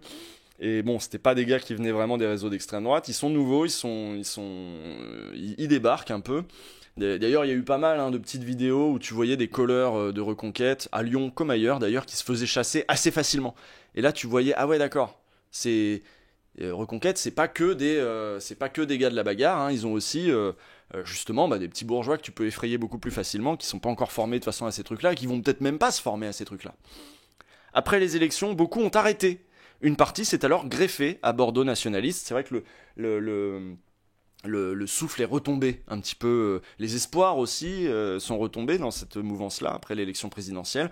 Et donc du coup, j'imagine que les sections locales de Génération Z se sont vidées et certains se sont dit, passons à la vitesse supérieure. On va aller à Bordeaux nationaliste. Révèle l'un de nos contacts locaux qui concède ne pas connaître leurs limites. Ils forment un groupe hétérogène au profil CSP+, cherchant à s'implanter dans le centre-ville. Donc c'est ce que je disais, ils ont été rejoints. Il y a toujours eu dans l'extrême droite, y compris violente. C'est pas parce que c'est des bourgeois qu'ils aiment pas la violence, mais y compris violente. Il y a toujours eu, d'ailleurs vous allez voir, c'est ce que vous le savez si vous me suivez, il y a beaucoup de mecs à particules, de gamins de bonne famille qui s'encanaillent avec l'extrême droite, qui défendent, évidemment, ils défendent un ordre social dans lequel leurs papas ont tout, et eux aussi. Donc c'est assez logique de défendre l'ordre dans ce cas-là, et de taper du gauchiste quand tu viens d'une bonne famille. Donc profil CSP+, cette séquence politique a ouvert la boîte de Pandore. On sent qu'il y a vraiment une liberté de parole sur l'espace public, un phénomène nouveau pour le Sud-Ouest et Bordeaux, analyse Amine Smihi. L'adjoint en charge de la sécurité indique s'être rapproché de la préfecture et du parquet pour demander la dissolution de ce groupuscule et la fermeture de son local. Alors la dissolution de ce groupuscule, si le groupuscule n'est pas déclaré, enfin n'a pas de structure légale, tu vas te dissoudre rien du tout. Par contre, fermer le local, ouais, tu peux essayer, ouais. Ce week-end, c'est Pierre Le Camus, un responsable bordelais des Jeunes avec Marine, et son frère qui ont été agressés. La photo du visage tuméfié du frère a allègrement circulé. Ah oui, vous l'avez vu cette photo, reprise notamment par le président du RN, Jordan Bardella. Doit-on y voir une agression en réponse à celle perpétrée par Bordeaux nationaliste? La situation paraît se tendre sur place. Un jeune homme identifié par nos sources comme appartenant au groupuscule d'extrême droite, également sur des photos d'action de Génération Z, semble craquer. Donc il y en a un de chez eux, un de chez les fachos qui semble craquer. Sur son compte Instagram anonymisé, il multiplie les menaces. Je vous traquerai jusqu'au dernier, je le jure devant Dieu, que le Seigneur me pardonne pour le mal que je vais vous faire. La prison m'attend au bout, mais les pleurs de vos mères m'aideront à dormir tranquille. Donc voilà, il y a une montée d'un cran dans la violence. Je veux dire, l'étape d'après, là, si on a des mecs qui commencent à péter des câbles, l'étape d'après, c'est qu'on va arrêter avec les barres de fer et les poings américains, ça va passer à l'arme à feu et à des trucs comme ça. Et vous savez très bien, vous avez vu aussi les faits divers récents, notamment ce rugbyman à Rambourg, je sais plus comment il s'appelait, qui a été pareil abattu à Paris par un autre facho. Ils ont des armes à feu, hein. Donc l'étape d'après, avec leur petit ego fragile, c'est que s'ils sont pas contents ou qu'ils perdent la bagarre, ils vont sortir les armes à feu. Voilà pour la tension. Et il y a un aspect, Federico Martin Aramburu, c'est ça, argentin qui vivait à Bayonne. Il y a un aspect que cet article ne traite pas, ou pas beaucoup. C'est est-ce qu'on est bien équipé là en France pour lutter contre la violence d'extrême droite? C'est-à-dire est-ce qu'on a la police qui a envie de lutter contre la violence d'extrême droite? La question est ouverte, mais vous voyez bien le problème que ça pose très très très concrètement. Toutes les accointances avec l'extrême droite que peuvent avoir les fonctionnaires de police, la manière dont on les recrute, etc. Vous voyez bien que ça, c'est aussi lié. On se rend d'autant plus vulnérable à la montée dans la société de la violence d'extrême droite quand on a des flics qui minimisent ces violences-là, ne les traitent pas vraiment, bâclent les enquêtes, foutent les dossiers sous le tapis, etc. Voilà pour voilà pour Libération et ce truc sur l'extrême droite. Après, évidemment, si vous voulez vous-même vous renseigner et agir, vous savez très bien que vous avez des réseaux peut-être dans votre ville, pas loin, des groupes Antifa qui sans doute existent, et essayez de vous rapprocher des groupes militants, de toute façon, dans l'absolu. On va passer au sujet suivant, avec la gauche. Le débat s'engage sur l'électorat qui manque. À la suite des interpellations de François Ruffin sur les on va peut-être faire une pause avant. On va faire une pause. C'est la petite pause, ça fait 1 heure que je parle non-stop. Petite pause clope pour moi, on va en profiter pour regarder cette vidéo avant de parler de la gauche. on va d'abord faire un petit détour par les Uber Files et Emmanuel Macron. Si vous voulez en savoir plus, il y a une vidéo du coup très factuelle, parce qu'avec Le Monde, c'est toujours très factuel. On va se regarder ça, pause fraîcheur évidemment. Qu'est-ce que Le Monde, qui pour le coup était impliqué dans la rédaction de ces articles sur les Uber Files, a à dire en particulier sur le rôle d'Emmanuel Macron? Maintenant que vous voyez, que vous avez entendu partout que c'est normal, il a fait son boulot de ministre de l'économie, mais qu'est-ce que vous voulez alors? Que le ministre de l'économie ne fasse pas son travail de ministre de l'économie? C'est à peu près le ton des gens du gouvernement en ce moment, ou chez LREM en général. Bon, qu'est-ce qu'ils ont à nous dire, Le Monde, là-dedans? Le Monde, qui sont pas non plus des gauchistes acharnés, on va rester, à mon avis, on va rester sur du factuel. Donc, qu'est-ce que je voulais faire? Ah oui, je voulais couper ça, comme ça je peux fumer ma clope tranquille, tac, voilà. Et on regarde cette vidéo ensemble. 3 juillet 2015. Après plusieurs journées de manifestations violentes partout en France, l'entreprise américaine Uber met un terme à plus d'1 an de combat. Le gouvernement avait déclaré la guerre à ce service en faisant voter une loi l'interdisant. La fin d'Uber Pop, le groupe américain a décidé de suspendre ce service. Les chauffeurs de taxi ont finalement réussi à faire plier Uber. À l'époque, pas de doute. C'est une défaite pour Uber et une victoire pour les taxis et le gouvernement. En réalité, la fin du service Uber Pop n'était qu'une étape dans la stratégie de l'entreprise californienne. Grâce à une fuite de dizaines de milliers de documents internes à Uber, Le Monde et plusieurs médias internationaux révèlent les coulisses du succès de l'entreprise californienne. Notamment comment elle a pu s'implanter en France grâce à une attitude agressive et un allié de taille au sein du gouvernement pourtant hostile de l'époque, le ministre de l'économie, Emmanuel Macron.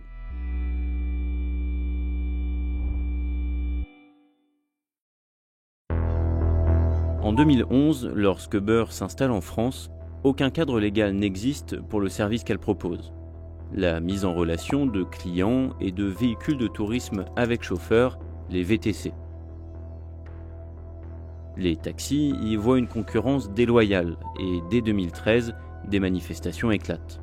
On a acheté des licences à 250 000 et il y a des VTC qui viennent et qui s'installent sur le marché sans rien payer, ni charge, ni RICI, ni droit de mutation, rien du tout. Sommé d'agir, le gouvernement commence à encadrer les VTC plus strictement. Pour faire face à des taxis en colère et un gouvernement qu'elle juge trop dur avec elle, Uber va alors déployer une stratégie agressive. En février 2014, l'entreprise lance Uber Pop. Contrairement au service Uber classique, n'importe quel particulier peut s'improviser chauffeur. C'est illégal et cela entraîne une très forte opposition politique et judiciaire. La loi Thévenoud confirme son illégalité. Des arrêtés préfectoraux réaffirment localement l'interdiction du service. Des plaintes sont déposées, des enquêtes ouvertes, et les locaux d'Uber sont visés par de multiples perquisitions. Face à tout cela, l'entreprise ne dévie pas de son objectif, l'expansion. Quand la justice néerlandaise menace pour la première fois un chauffeur Uber Pop, Pierre-Dimitri Gorcotti, le directeur France et Europe d'Uber, explique en interne: c'est un risque qu'on a eu sur d'autres marchés. Il faut continuer à toute vapeur.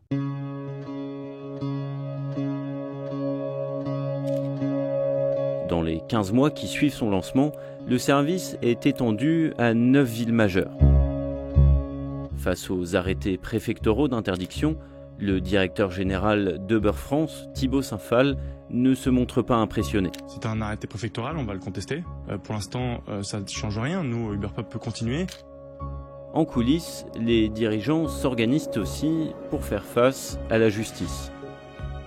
Ils diffusent en interne un manuel sur les comportements à suivre en cas de perquisition et ils déploient le Kill Switch. Un système informatique qui permet, à distance, de bloquer tous les ordinateurs de l'entreprise et ainsi éviter que la justice n'accède à des documents compromettants. Le 6 juillet 2015, les dirigeants d'Uber découvrent qu'une perquisition vise leurs locaux parisiens et discutent par message. Direction des finances publiques à l'accueil, sont une 20aine au total. J'imagine qu'on a coupé les accès numériques du bureau de Paris, donc on communique par SMS ? Oui, ils essaient d'accéder à tous les ordinateurs pour récupérer des données. Suivez la méthode Zachary de Kievit. Essayez quelques ordinateurs, prenez l'air confus quand vous n'arrivez pas à vous connecter, expliquez que le service informatique est à San Francisco et dort probablement déjà. Ouais, on a appliqué cette méthode Bâtard, hein, ou pas, quand même. Tellement de fois que maintenant, le plus difficile, c'est de continuer d'avoir l'air surpris. 1 heure plus tard, la perquisition se poursuit, mais l'un d'entre eux semble soulagé. Ils n'ont rien trouvé. Alors qu'elle esquive la justice, l'entreprise trouve un soutien de taille au gouvernement. Le ministre de l'économie, Emmanuel Macron. Dans les 2 années qui suivent son entrée au gouvernement, Emmanuel Macron ou les membres de son cabinet ont rencontré l'équipe d'Uber au moins 14 fois. Donc vous voyez, ce qui est reproché à Macron, c'est que malgré le fait que le gouvernement voulait lutter contre cette dérégulation, je rappelle un petit peu peut-être le principe de ce que payent les taxis, là, les 250 000 balles de licence. Vous voyez que le principe, c'est qu'en fait, pour exercer, tu as besoin de cette licence. Cette licence, on la crée pas ex nihilo, il faut que tu la rachètes à quelqu'un. C'est-à-dire que c'est un marché très régulé. Il ne peut pas y avoir un nombre infini de taxis. Et donc, il faut racheter ta licence à quelqu'un. Donc, tu as peut-être pas 250 000 euros de côté, donc tu vas faire un prêt que tu vas rembourser évidemment chaque mois pendant des années, et là-dessus ça fait en sorte qu'il n'y a pas trop de taxis, parce que s'il y avait trop de taxis et que tout le monde pouvait s'improviser taxi du jour au lendemain, les prix vont baisser. Donc la rémunération des chauffeurs de taxi va baisser aussi, et c'est un métier qui va se précariser, ce qui est quand tu dérégules évidemment. Du coup, c'était un système qui emmerdait, mais en même temps protégeait les taxis d'une concurrence exacerbée et qui assurait aussi leurs revenus paradoxalement. Là du coup vous imaginez bien, vous vous en souvenez peut-être pas si vous êtes jeune, mais dans les années 2013 il y avait des manifs de taxi, il y a eu des agressions, c'est-à-dire ils agressaient les chauffeurs de VTC qui étaient les premiers là, qui se lançaient alors que le truc n'était pas encore cadré au niveau légal et tout, et les taxis l'avaient méga mauvaise contre les chauffeurs de VTC, et ça allait jusqu'à en effet des agressions physiques sur le terrain, des mecs qui étaient tapés quoi. Où est-ce que je voulais en venir ? Oui, je voulais en venir au fait que là-dessus le gouvernement veut lutter contre cette dérégulation, le gouvernement à l'époque donc sous Hollande, hein, et le problème c'est qu'en fait on apprend grâce à ces Uber Files, la grosse révélation c'est qu'en fait ils avaient une taupe Uber, ils avaient quelqu'un qui de l'intérieur du gouvernement allait tout faire pour eux, leur remonter les trucs, et ils avaient un référent à l'intérieur du gouvernement qui allait même outrepasser certaines de ces... Il n'était pas ministre des Transports, Emmanuel Macron. Il était ministre de l'économie. Voilà, et on imagine que ça aurait pu aussi être réglé par le ministre des Transports. Je sais pas, j'imagine qu'il ne s'occupe pas que des transports publics, le ministre des Transports. Bref, voilà, c'est ce qu'ils vont vous raconter. La première rencontre a lieu 1 mois après la nomination du ministre et lui permet de s'entretenir avec le fondateur californien de l'entreprise, Travis Kalanick. La conseillère d'Emmanuel Macron, Astrid Pagnosan, écrit le jour même au directeur d'Uber France. Pierre, transmettez nos remerciements à Travis. Comme évoqué, nous sommes intéressés par une note de synthèse qui résumerait vos attentes en matière de réglementation et votre potentiel d'emploi. Et dites-nous comment nous pourrions prochainement concrétiser un événement avec Emmanuel Macron et des candidats à Uber dans vos bureaux parisiens, ce qui pourrait offrir une image positive. C'est-à-dire que là, c'est limite s'ils leur vendaient pas un plan com.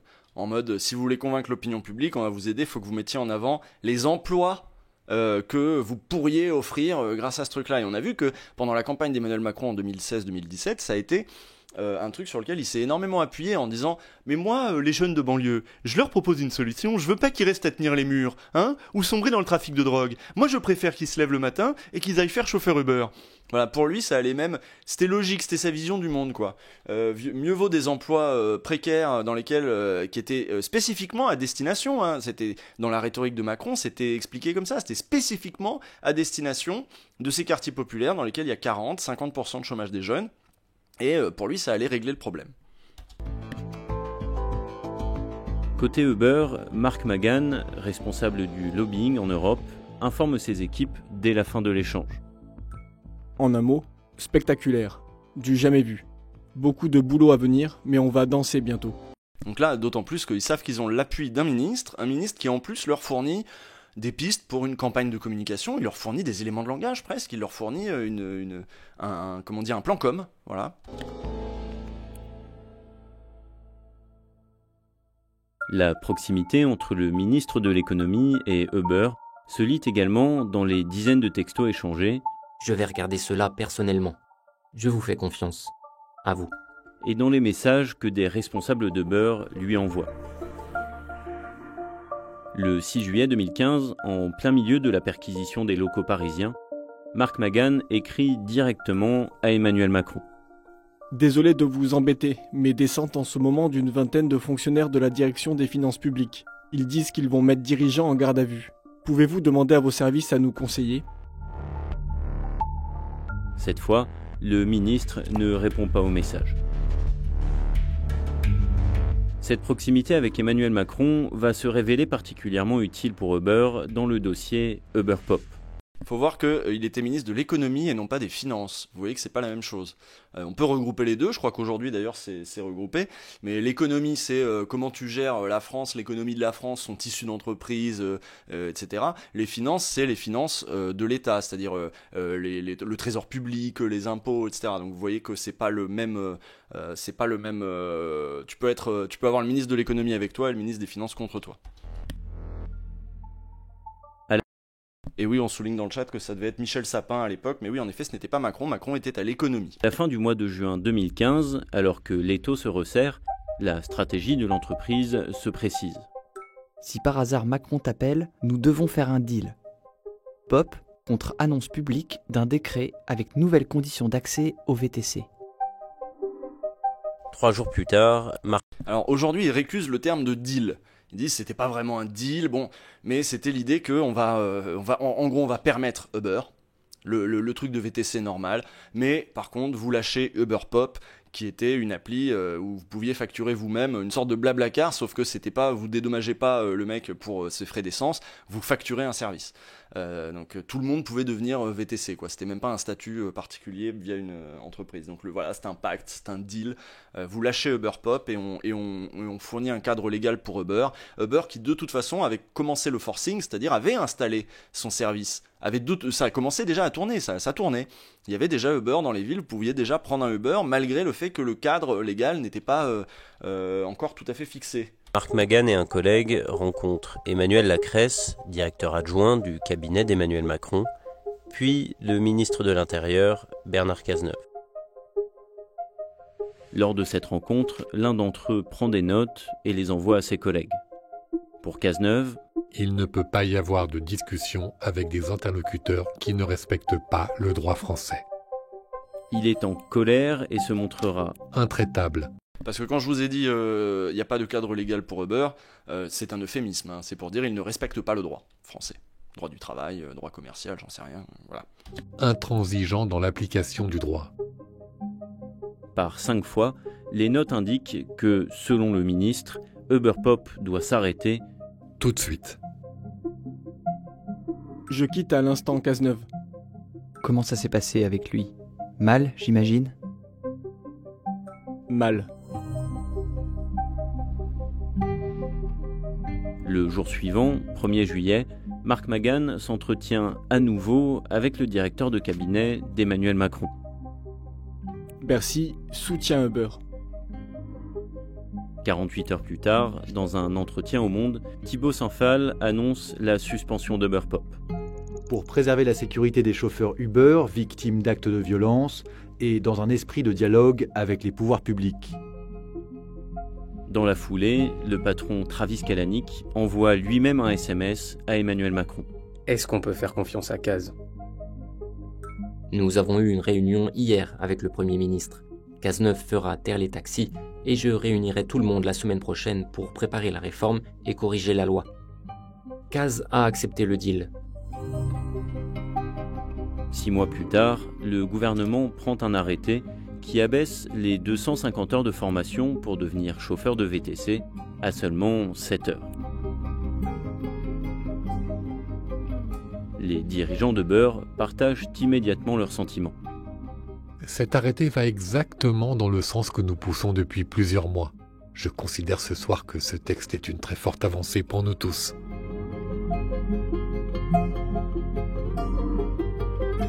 En 2022, malgré l'arrêt d'Uber Pop, Uber et 2 de ses dirigeants ont été condamnés en appel pour pratiques commerciales trompeuses et complicité d'exercice illégal de l'activité de taxi.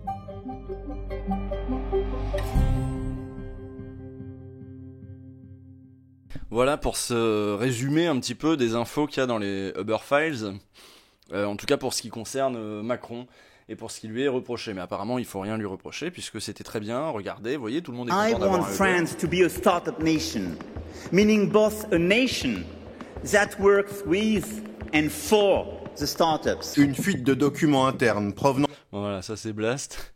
That with France is startup nation. That is for the startup and with the startup. Bref, on va changer de sujet. On va partir. Je suis allé me foutre un coup de flotte sur la gueule parce que évidemment il fait super chaud. Et en plus j'ai bu du café, donc faut pas boire des boissons chaudes là, je vais crever.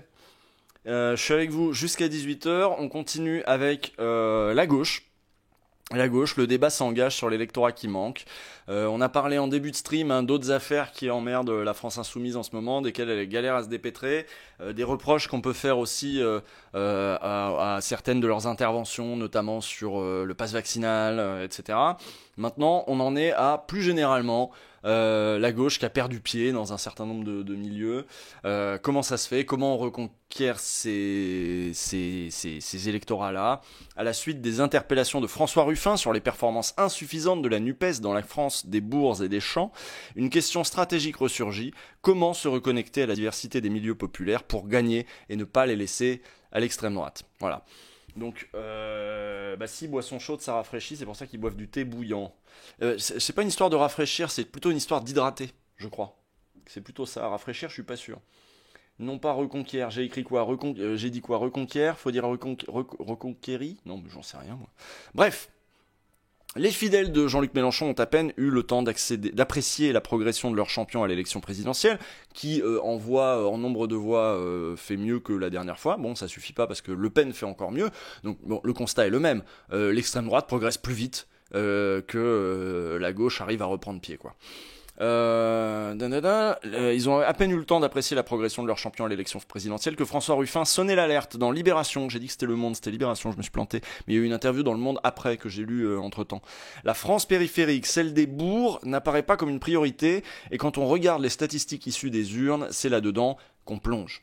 Le député sortant de la Somme, membre du groupe parlementaire de la France Insoumise, a réitéré la charge dans nos colonnes, donc chez Mediapart. C'est un article de Fabien Escalona, que vous connaissez pas mal ici parce qu'on lit souvent ses analyses. Donc le député de la Somme a réitéré la charge sur Mediapart en amont des législatives.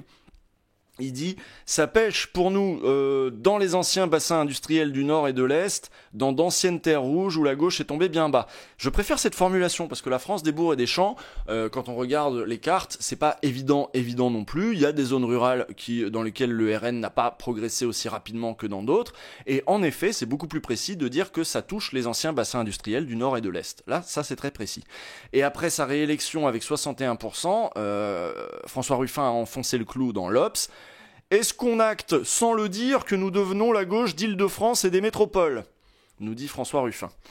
Ces interpellations rappellent des controverses déjà anciennes. D'abord, celle qui s'est développée à partir d'une note publiée en 2011 par le think tank Terra Nova, Le document appelait à compenser les pertes enregistrées auprès des milieux populaires par des gains auprès des classes moyennes et de toute une série de catégories sociales censées partager les valeurs culturelles progressistes. À l'époque, de nombreux intellectuels et responsables politiques étaient montés au créneau, fustigeant les erreurs d'analyse et le mépris de classe se dégageant du texte. En fin de décennie, c'est la notion de France périphérique, parfois associée à celle d'insécurité culturelle, qui a suscité la polémique. Donc la notion de France périphérique qui nous vient de Christophe Guilluy, la notion d'insécurité culturelle qui nous vient de Laurent Bouvet, donc des figures, on va dire, d'une gauche réactionnaire, un petit peu d'une gauche réac, pour laquelle c'était mieux avant, et qui dit, sans le dire, ou parfois en le disant un peu plus franchement d'ailleurs, pour le cas de Laurent Bouvet, l'idée c'est de dire, bon, les gens des classes populaires de la France des oubliés, machin, sur laquelle Marine Le Pen fait des scores énormes, ils sont racistes, hein, donc il va falloir qu'on assume aussi cette dimension-là de l'action politique et du discours politique, et que on ne tombe pas dans les trucs sur les minorités, les machins, ça emmerde tout le monde. Il faut une gauche réac aussi, parce que les gens sont réac, notamment dans les classes populaires. C'est le fond de la thèse en gros, mais c'est toujours un peu ça, hein. Donc l'essayiste Christophe Guilluy, notamment, a popularisé la thèse des deux communautés de destin entre la France des métropoles, gagnant de la mondialisation, et son envers périphérique, concentrant une classe moyenne blanche en voie de déclassement matériel et symbolique. Il lui a été reproché une vision excessivement schématique sur le plan scientifique, soupçonnée d'alimenter un ressentiment nationaliste sur le plan politique. Si ces précédents planent encore dans le débat public, notamment parce qu'ils ont été énormément récupérés par l'extrême droite, si ces précédents planent encore dans le débat public, il serait erroné d'en conclure que le débat stratégique à gauche, en particulier au sein de sa force principale maintenant, hein, la France insoumise, ne fait que tourner en rond. Ça veut dire que les choses ont avancé. Hein, évidemment, la stratégie de la France insoumise, ça n'a jamais été la note Terra Nova. Hein. En réalité, chacun évite d'être sa propre caricature. François Ruffin prend désormais garde de mettre la France périphérique au pluriel, reconnaissant ainsi son absence d'homogénéité. C'est comme je vous disais, c'est déjà beaucoup plus fin de parler des anciens bassins industriels du Nord et de l'Est. Là, ok, on parle de quelque chose de précis. Jean-Luc Mélenchon nuance le constat de François Ruffin et appelle à éviter tout réductionnisme social ou géographique. Parce que, évidemment, même dans cette France désindustrialisée du Nord et de l'Est, elle n'est pas homogène socialement. Il y a aussi des classes sociales aisées dans ces bourgs-là, il n'y a pas de problème, tu peux pas dire c'est que des pauvres, et c'est que des pauvres d'extrême droite. Il y a aussi là-dedans des classes moyennes supérieures aussi, qui votent extrême droite, donc ça dépasse largement la question des classes populaires. Et d'une France qui serait oubliée de la mondialisation, qui n'aurait pas d'argent, etc. Ça va aussi au-delà de ça. Donc c'est ça quand il dit qu'il faut éviter le réductionnisme social ou le réductionnisme géographique. Merde, je m'étouffe. Mais Jean-Luc Mélenchon reconnaît qu'il faut être à la recherche des caractéristiques des endroits à conquérir et ne pas dormir sur ses lauriers. Lui-même, au demeurant, a répété à plusieurs reprises qu'il s'adressait aux fâchés mais pas fachos, quand il ne s'est pas planté pour dire facho mais pas fâché, qui était un lapsus qui lui a été reproché pendant quelques jours. Toute une partie de la France échappe à la gauche, donc ça c'est Rémi Lefebvre, on va avoir du Rémi Lefebvre qui est un des politistes préférés de Mediapart en ce moment, qu'ils reçoivent à chaque soirée électorale. Vous avez Rémi Lefebvre, et Émilien Warvial aussi. Il faut dire que les rapports de force électoraux incitent toutes les sensibilités à la nuance. D'un côté, il est clair que la stratégie de Fabien Roussel, qui présentait certaines affinités avec le logiciel ruffiniste, a échoué. C'est-à-dire, en gros, si l'idée c'était de dire il manque une offre pour ces classes populaires, pour les raccrocher à la gauche, c'est-à-dire il manque une offre... comment dirais-je, vieille France, voilà. Il manque une offre vieille France pour la gauche, un truc où on dirait le bon vin et en même temps les traditions bien de chez nous et en même temps voilà la bagnole, machin. Bon, bah il y a eu une proposition électorale dans ce sens, c'était celle de Fabien Roussel, qui est un peu, j'ai envie de dire, une caricature. La stratégie de Fabien Roussel, c'est une caricature de ce que fait François Ruffin. Bon bah ça a échoué, on a bien vu le score que ça fait à la présidentielle. Voilà, la France saucisse, si vous voulez. Pendant sa campagne, le candidat communiste n'a eu de cesse de se démarquer des positions typiquement défendues par les Verts qui sont eux associés du coup à une gauche citadine, aisée, qu'il s'agisse d'alimentation, d'énergie ou de laïcité. Le député du Nord n'en démord toujours pas. Roussel dit « Il faut franchir le périphérique, parler à tous les Français, autant ceux des grands centres urbains que ceux de la ruralité », affirmait-il récemment à Libération, avant de qualifier d'inacceptable la phrase de Mélenchon sur « la police tue » à l'antenne de BFM TV. Parce que pour François Ruffin, les gens aiment bien la police, hein, les seuls qui ont un problème avec la police, c'est les banlieues, et on n'est pas là pour flatter les banlieues, il y a un peu de ça, et du coup, si y a des critiques de la police, et si on dit la police tue, c'est juste pour séduire cet électorat métissé et basané des grandes banlieues, des grands ensembles urbains, et du coup, on perd le prolo qui a rien contre la police. C'était un peu le logiciel Ruffin, quoi. Le logiciel Roussel, et je vais me planter des fois entre Roussel et Ruffin. Là, on parle de Roussel, là, attendez.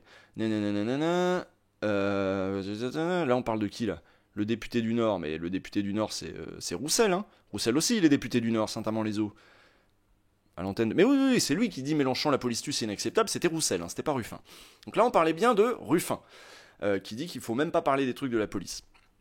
À l'arrivée, son score ne s'est cependant élevé qu'à 1/10 de celui de Mélenchon. Roussel, c'est la stratégie de gauche qui ne veut pas vexer les gens de droite, cingle l'économiste Stefano Palombarini, membre du Parlement élargi de l'Union populaire.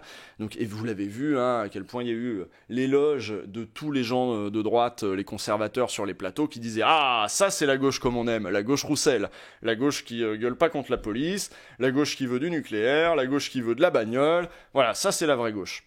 Sauf que, est-ce qu'on attend que la bourgeoisie décerne ses brevets de vraie gauche ? Manifestement, le peuple de gauche ne s'y est pas laissé prendre et n'a pas avalisé cette stratégie-là. Donc, ça c'est Stefano Palombarini dit, c'est en gros de la gauche complexée, quoi, qui est la gauche qui veut pas vexer les gens de droite. Stefano Palombarini dit aussi, on ne peut pas commencer une stratégie d'élargissement d'alliance sociale en prenant le risque de dégoûter des électeurs de gauche qui ne se reconnaissent pas dans son orientation, alerte-t-il. D'un autre côté, la performance de Mélenchon a été insuffisante pour accéder au second tour de la présidentielle, tandis que l'Union des gauches a perdu la majorité de ses duels aux législatives dans toutes les configurations. C'est-à-dire que de toute façon, il y a eu un front anti-gauche, quoi. Le socle électoral de ce camp apparaît encore trop étriqué, à la fois par sa taille et dans sa composition. Toute une partie de la France échappe à la gauche, constate le politiste Rémi Lefebvre. Sa sociologie est très métropolitaine et cela se voit dans le profil des élus. Vu le poids de ces derniers, il y a un risque de renforcement de cette logique. Le géographe Jean Rivière tient pour sa part à souligner que le conglomérat électoral de Mélenchon est bien interclassiste. Pour autant, il admet que le vote en sa faveur a eu tendance à se polariser. C'est-à-dire, oui, ce serait évidemment très très réducteur de dire que l'électorat de Mélenchon... Alors, on peut regarder les classes sociales desquelles sont issus les députés de la France Insoumise et se dire, quand même, hein, c'est quand même un peu CSP+. Hein, le Rassemblement National souligne qu'il a envoyé des prolos, ce que n'a pas systématiquement fait la NUPES dans pas mal de coins. Et qu'il y ait des prolos au Rassemblement National, c'est certain. Pour autant, de dire qu'il n'y en a aucun dans l'électorat de la France Insoumise, ça par contre c'est faux, l'électorat insoumis est interclassiste, il y a des gens de classe moyenne inférieure, il y a des prolos et il y a des gens CSP+, quoi. Pour autant, il admet que le vote en sa faveur a eu tendance à se polariser.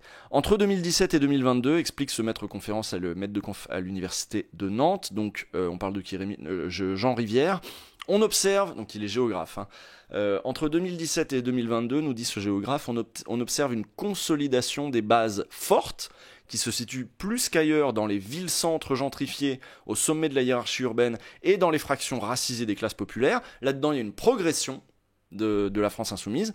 A l'inverse, l'étiage de Mélenchon baisse là où il n'était déjà pas fort, dans certains mondes ruraux du Nord et de l'Est, c'est-à-dire que, en gros, on perd pied dans les zones où le Rassemblement National progresse. C'est-à-dire là où l'extrême droite remonte, c'est aussi des zones dans lesquelles le vote Mélenchon perd un peu pied, quoi.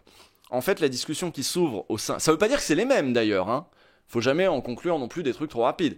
Ça veut dire qu'il y a des gens qui votent plus, il y en a pour un certain nombre qui se mettent à voter, mais quand on fait les transferts directs de voix, quand on regarde les statistiques, c'est assez marginal. Les gens qui auraient voté Mélenchon avant et qui se mettraient à voter RN, c'est vraiment pas beaucoup, quoi. Par contre, il y a une progression du vote RN qui peut venir d'ailleurs, qui vient la plupart du temps de votes de droite, gens qui votaient de droite normale et qui maintenant votent RN. Ça, c'est le gros des apports de la progression du vote RN. Et des gens qui votent plus Mélenchon vont partir ailleurs, peut-être dans l'abstention, machin. Mais c'est pas mécanique, ça veut pas dire qu'il y a... Faut bien se garder de se dire ça, parce que c'est un truc qu'on entend souvent sur les plateaux télé. Hein. C'est-à-dire, avant ils votaient Mélenchon, et avant ils votaient à gauche, maintenant ils votent RN. C'est pas les mêmes. Donc des fois il y a d'ailleurs un renouvellement générationnel. Le grand-père votait à gauche et le petit-fils, lui, vote extrême droite. Mais le grand-père s'est pas mis à voter extrême droite. Donc d'après les informations de Mediapart, donc en fait la discussion qui s'ouvre au sein de LFI et de la NUPES porte sur l'affinage de ce diagnostic et sur les moyens concrets de chercher une audience électorale plus vaste. D'après les informations de Mediapart, un travail en ce sens a d'ailleurs été amorcé par le think tank Intérêt Général, indépendant mais proche de la France Insoumise, qui s'apprête à faire plancher à la rentrée politistes, géographes et statisticiens. Ça c'est bien ça. Ça c'est très bien. Qui se mettent à bosser là-dessus et qui se disent bon ok, qu'est-ce qu'on a mal fait, qu'est-ce qu'on reprend, sans rien perdre des bases dans lesquelles, parce que c'est ça aussi l'enjeu, hein, vous doutez bien, l'échec de la stratégie Roussel, c'est de dire il faut qu'on regagne ces zones-là, mais en passant son temps à insulter les lecteurs de gauche de centre-ville, les lecteurs de gauche de banlieue. Bah non, il faut, et Ruffin le dit ça, hein, Ruffin dit il faut garder les bases sur lesquelles on est, mais comment on élargit sans renier ce qu'on a gagné quand même, ce qu'on a gagné dans les classes populaires aussi, parce qu'il y a des classes populaires dans les grands centres urbains, il y a des classes populaires dans les centres-villes, et il y a des classes populaires dans les banlieues aussi. Donc, en attendant, beaucoup de voix soulignent l'importance de préserver aussi bien la cohérence de la ligne politique actuelle que les composantes du socle électoral déjà acquis. C'est exactement ce que je vous disais juste avant. Clémentine, donc comment on garde ceux qui votent déjà et on élargit aux autres. Clémentine Autain, députée LFI de Seine-Saint-Denis, estime par exemple que l'on peut encore chercher des abstentionnistes dans les secteurs où nous sommes déjà forts. Bon, ça, d'accord. Donc il faut aussi foutre les gens au vote, quoi. Donc ça veut dire les jeunes, hein, c'est ça les abstentionnistes. Hein. Ça veut dire les jeunes ou d'autres abstentionnistes, mais majoritairement, il faut faire voter les jeunes, là, et qu'il y a encore des points à gagner là-dedans. Il y aurait par ailleurs d'autres performances décevantes à interroger, comme la sous-représentation très nette de la gauche parmi les plus de 60 ans. Ce qui n'est pas absurde non plus.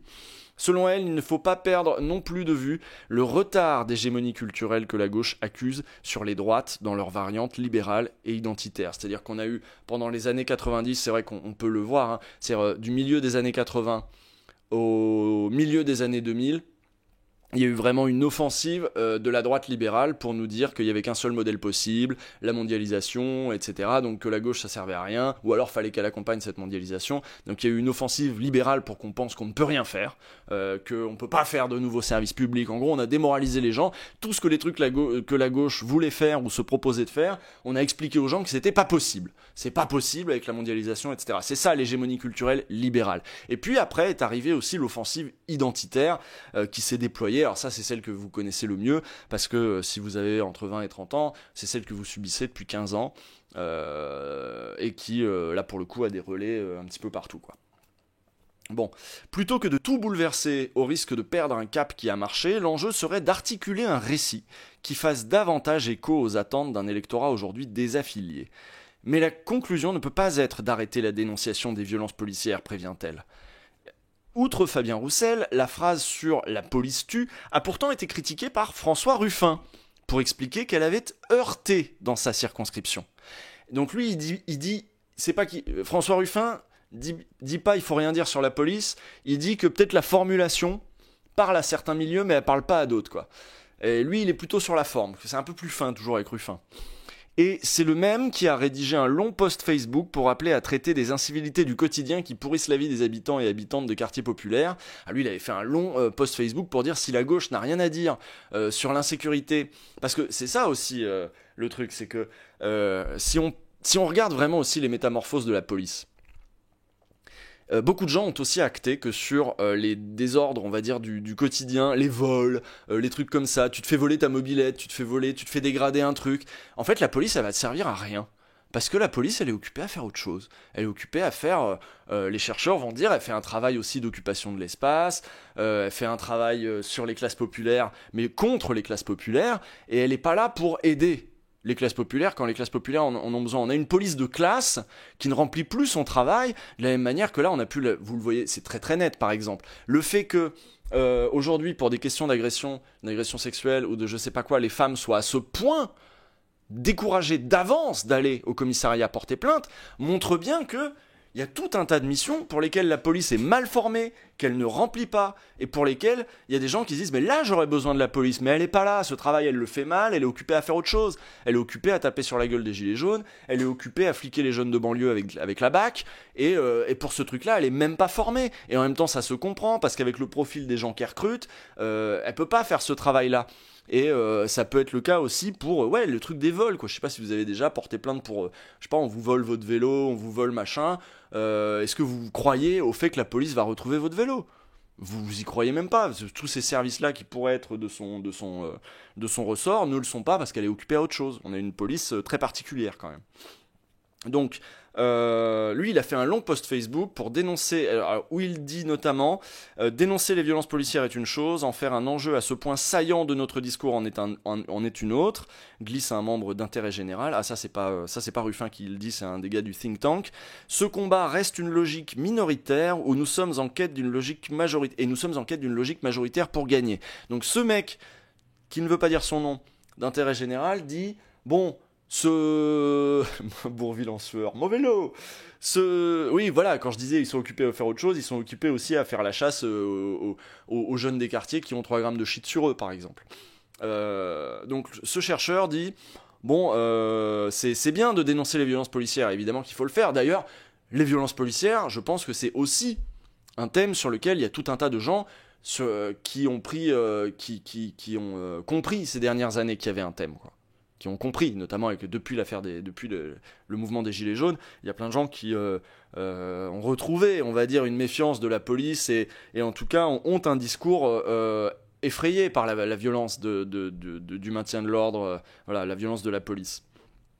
Il y a des gens aussi qui prennent conscience que même, vous avez vu avec l'affaire des supporters de Manchester, c'est-à-dire même dans le monde, on est maintenant réputé pour être un des pays d'Europe occidentale dans lequel on a une des polices les plus armées, les plus violentes, etc. Donc on peut faire une critique de la violence de la police, mais ce que nous disent chercheurs, c'est peut-être pas à ce point, peut-être pas en choquant à ce point, peut-être pas en faire un des points saillants du discours. Moi j'ai pas l'impression que c'était un des points saillants de la campagne de Mélenchon, mais bon, il suffit d'un petit mot un plus haut que l'autre.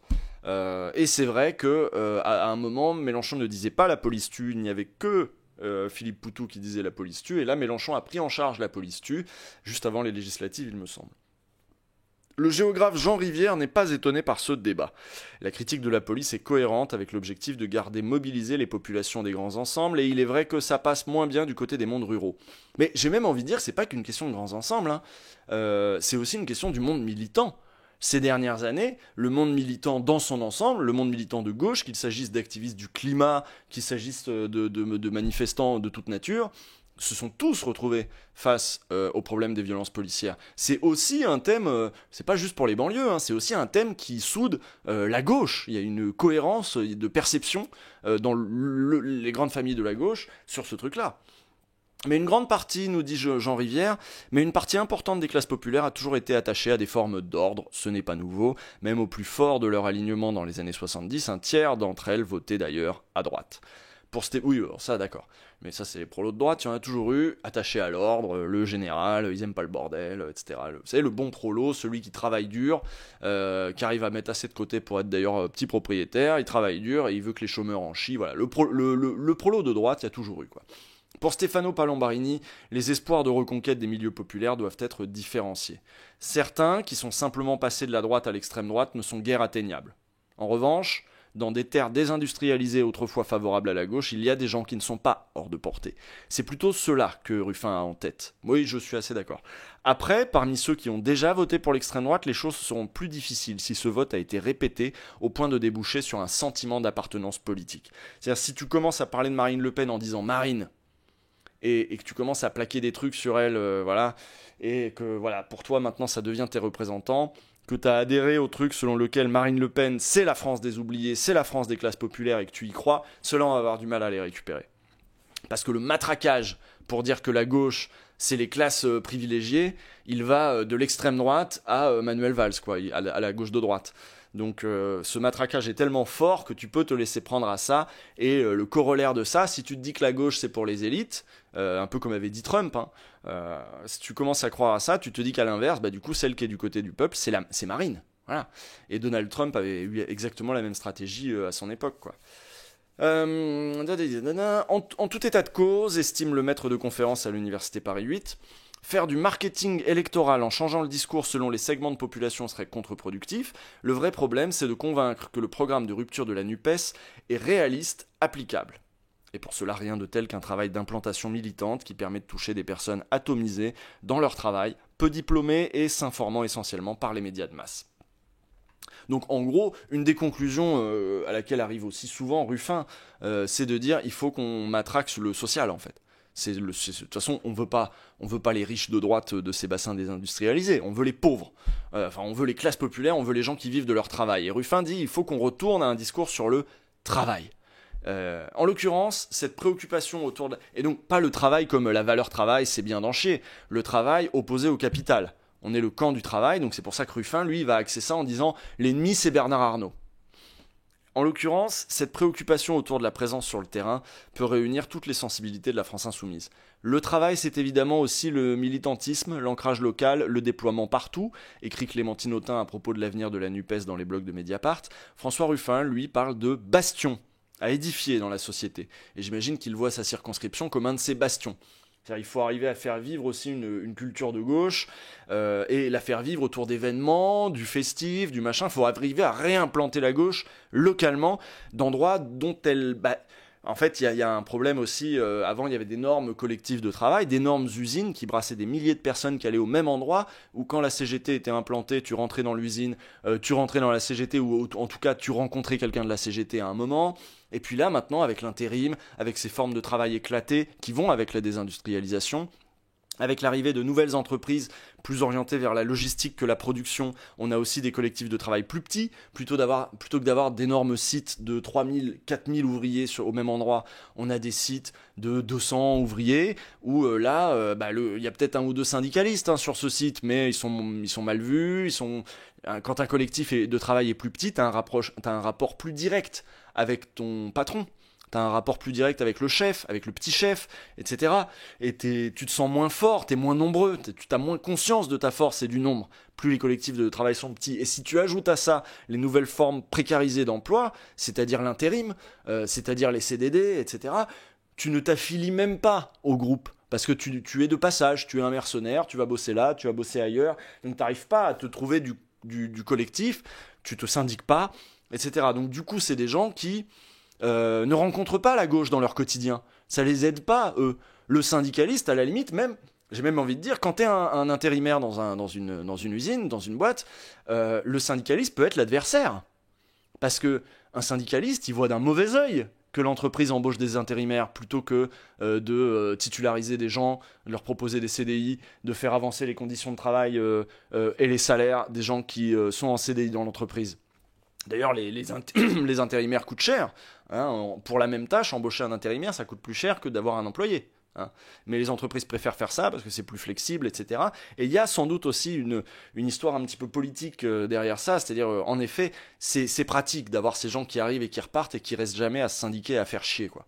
Donc il y a aussi un truc stratégique de la part des managers dans ces boîtes-là. Bref, tu rencontres pas la gauche dans ces formes un peu éclatées d'emploi. Mais oui, c'est ça, c'est important. Donc, dans sa conférence du 5 juillet dernier, Jean-Luc Mélenchon a pour sa part souligné l'importance des caravanes et du porte-à-porte, appelant à monter des assemblées de circonscription dans toute la France. Il n'a toutefois suggéré aucun détail sur la structuration de cette ébullition qui viendrait corriger le caractère gazeux du mouvement insoumis, lequel se traduit par une totale autonomie de la direction vis-à-vis d'une base à qui les grands choix stratégiques échappent. Et en effet, il y a une contradiction. Comment tu veux implanter la gauche dans ces endroits-là alors que le mouvement des insoumis lui-même est gazeux. Voilà, là il y a déjà une contradiction à régler, quoi. Mais peut-être que là on rentre dans une nouvelle étape du mouvement des insoumis où ils vont peut-être s'implanter un petit peu plus, quoi. Ce qui me frappe, c'est que la sociologie de la NUPES, c'est aussi là que Jean-Luc Mélenchon a tenu meeting. Attends, je comprends rien. Donc ça, c'est Rémi Lefebvre qui fait référence au rassemblement dans les grandes villes. Il dit, ce qui me frappe, c'est que la sociologie de la NUPES, c'est là où Jean-Luc a tenu meeting. C'est vrai que c'est ce que dit François Ruffin aussi. Mélenchon a fait des meetings dans les grandes villes. Il est là où plus discrètement, Marine Le Pen a fait le tour des petits bleds, a fait des meetings à la campagne pour faire sa grande tournée des oubliés, etc. Et Ruffin le souligne aussi, évidemment que tu parles aux grandes villes si tu vas faire tes meetings dans les grandes villes. Hein.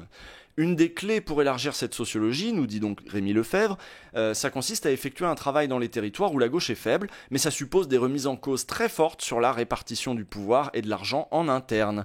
Les groupes d'appui de LFI, il est vrai, ne disposent pas de ressources conséquentes pour s'organiser localement et n'ont pas d'instances pour se coordonner entre eux ou interpeller la direction. Et d'ailleurs, pour ceux qui avaient suivi le backseat où on avait invité Adrien Quatennens, c'était une des objections que je lui faisais, quoi. Il y a des groupes d'action qui ont essayé de se structurer, qui ont essayé de faire quelque chose localement, de faire bouger les choses, de s'implanter, qui n'ont pas été aidés par le siège, qui n'ont pas été aidés économiquement, notamment par le siège, avec du pognon, etc. Alors là, il y a un truc qui va changer, c'est que la France Insoumise a un nombre d'élus considérable par rapport à la dernière mandature. Hein. On passe quand même de 17 élus, un truc, à 89, un truc comme ça, ou un truc, ouais, je sais plus. Du coup, t'as beaucoup plus de pognon qui va rentrer dans les caisses, et ça pourrait tout à fait être attribué, alloué à ces projets d'implantation, et peut-être en mettant l'accent sur le fait de s'implanter dans des zones rurales, dans des zones, dans cette France du Nord et de l'Est désindustrialisée qui votait à gauche jadis et qui ne voit plus la gauche dans son paysage. Et qui du coup regarde la télé et là voit l'extrême droite tout le temps. Et bon. Ce qui me frappe, donc voilà, donc ça c'est ce que dit une des clés, je suis assez d'accord avec Rémi Lefebvre. La réflexion mérite pourtant d'être menée. Travaillant sur les partis sociaux-démocrates, les universitaires Björn Bremer et Lynn Renwald ont montré que leur déclin pouvait s'aggraver en raison d'un déficit de lien affectif avec une part importante de leur électorat. Autrement dit, il est risqué de se contenter d'une faible identification de l'électorat à la force politique pour laquelle il vote. Sa loyauté sur la durée pourrait s'avérer d'autant plus fragile. Voilà, donc c'est risqué. Ce qu'il dit, c'est qu'il est risqué de dire regardez, c'est bon, ils votent pour nous. Non, il faut créer un lien, affectif, parce que sinon, même ce vote-là, il peut être tout à fait conjoncturel. Il peut être tout à fait, on en a déjà parlé aussi ici, c'est-à-dire les gens votent pour un tel, voilà, par exemple les gens de gauche ont voté pour les Verts aux élections européennes, ils vont voter pour encore un autre parti, aller pour le maire PS aux élections municipales, et puis ils vont voter LFI à la présidentielle parce que belle campagne de Mélenchon et puis c'est celui qui a des chances. Mais il n'y a pas ce sentiment, ce lien affectif, ce sentiment d'affiliation à une famille, à un parti. Et ça, il va falloir arriver à le refaire parce que l'extrême droite le fait bien, ça. Ce sentiment. D'ailleurs, vous voyez que dans les villes tenues par l'extrême droite, je pense notamment à Hayange ou à la ville de Steve Briouat, là, putain, je me rappelle plus. Je sais plus. Hénin-Beaumont, voilà. Ils font des fêtes où tu rencontres les élus, il y a la fête du cochon à Hayange. Ils font des trucs un petit peu comme ça pour créer des liens. Et Steve Briouat à Hénin-Beaumont a été conduit, reconduit. Il y a un lien qui se crée aussi au bout d'un moment, quoi. Il ne s'agit pas de se bunkériser dans sa mairie quand on a gagné une mairie. D'ailleurs, la France Insoumise n'a pas gagné beaucoup de mairies. Et ça aussi, c'est un problème dans la création de ce lien. Parce que les élus, c'est une chose de voir les députés très loin à l'Assemblée qui font des tribunes. C'en est une autre de connaître son maire et de se dire qu'il est avec nous, qu'on le connaît, etc. Autrement dit, il est risqué de se contenter, voilà, c'est ça, de la faible identification, il faut arriver à créer un lien un peu plus fort. S'il était engagé, ce travail d'ancrage sur le terrain s'annoncerait de toute façon long et ingrat. Entre-temps, il y aurait donc un autre effort à effectuer, moins sur le projet que sur le discours politique, afin d'unifier les causes défendues par LFI et la gauche dans son ensemble. C'est l'inverse de la logique de segmentation, insiste Rémi Lefebvre, qui croit également que ce serait une impasse de choisir entre les diplômés des grandes villes et les milieux populaires. Il faut arriver à faire une synthèse, quoi. Et au sein de ces derniers, entre les habitants des grands ensembles et les autres.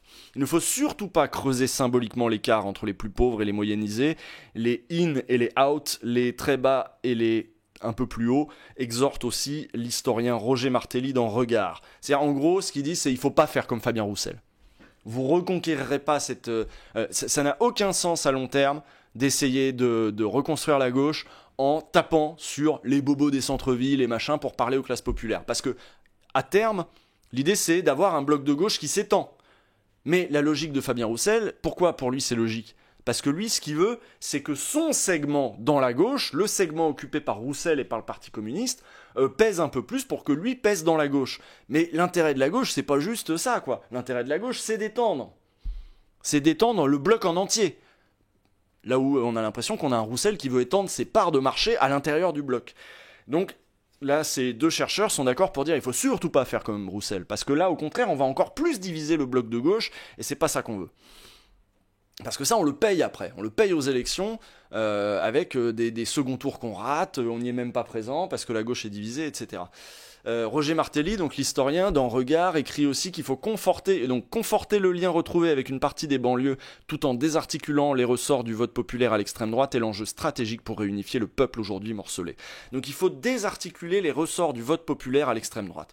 Il faut arriver à montrer à quel point l'extrême droite est une fraude pour les milieux populaires. Ça, c'est faisable, c'est une stratégie aussi. Mais ça veut dire quoi ? À cet égard, la situation en France ne fait pas exception parmi les démocraties occidentales. Dans une étude récente, les politistes de renom comme Herbert Kitschelt et Philippe Rehm ont établi que la force motrice des partis de gauche provient désormais de l'électorat fortement instruit et disposant de revenus bas ou moyens. Il n'y a là rien de dramatique sur le plan stratégique, au contraire, dans la mesure où il s'agit d'un groupe en ascension démographique. Ce que ça veut dire, c'est qu'en gros, c'est chez les étudiants. Il y a des gens qui viennent des classes populaires chez les étudiants, il y a des étudiants en galère. En gros, c'est tous ceux qui font la queue aux distributions alimentaires. Là, ces étudiants précaires, c'est un groupe qui est en ascension démographique.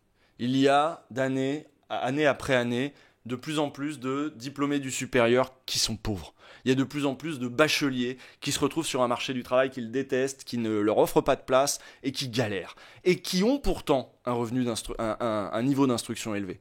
Et qui sont bien informés et qui sont politisés.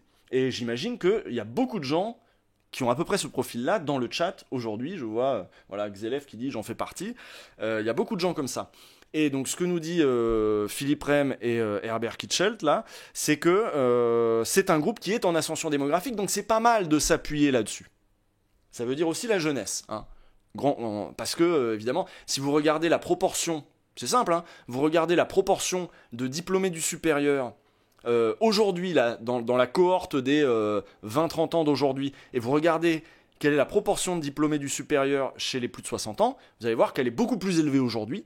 Donc il y a une dynamique dans ce sens-là.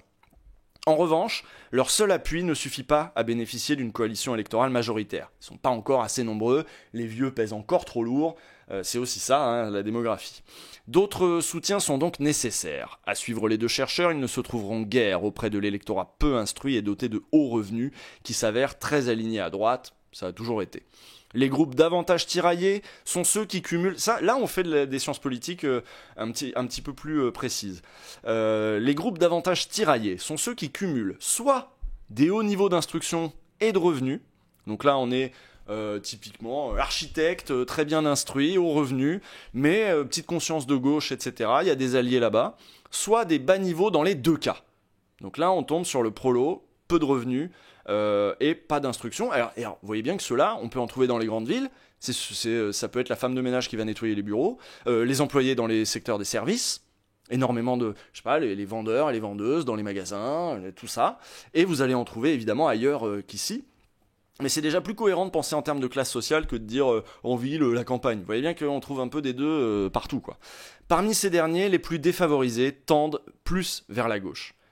Donc, parmi ceux qui ont bas niveau d'instruction et de revenus, ceux-là, ils tendent plus vers la gauche.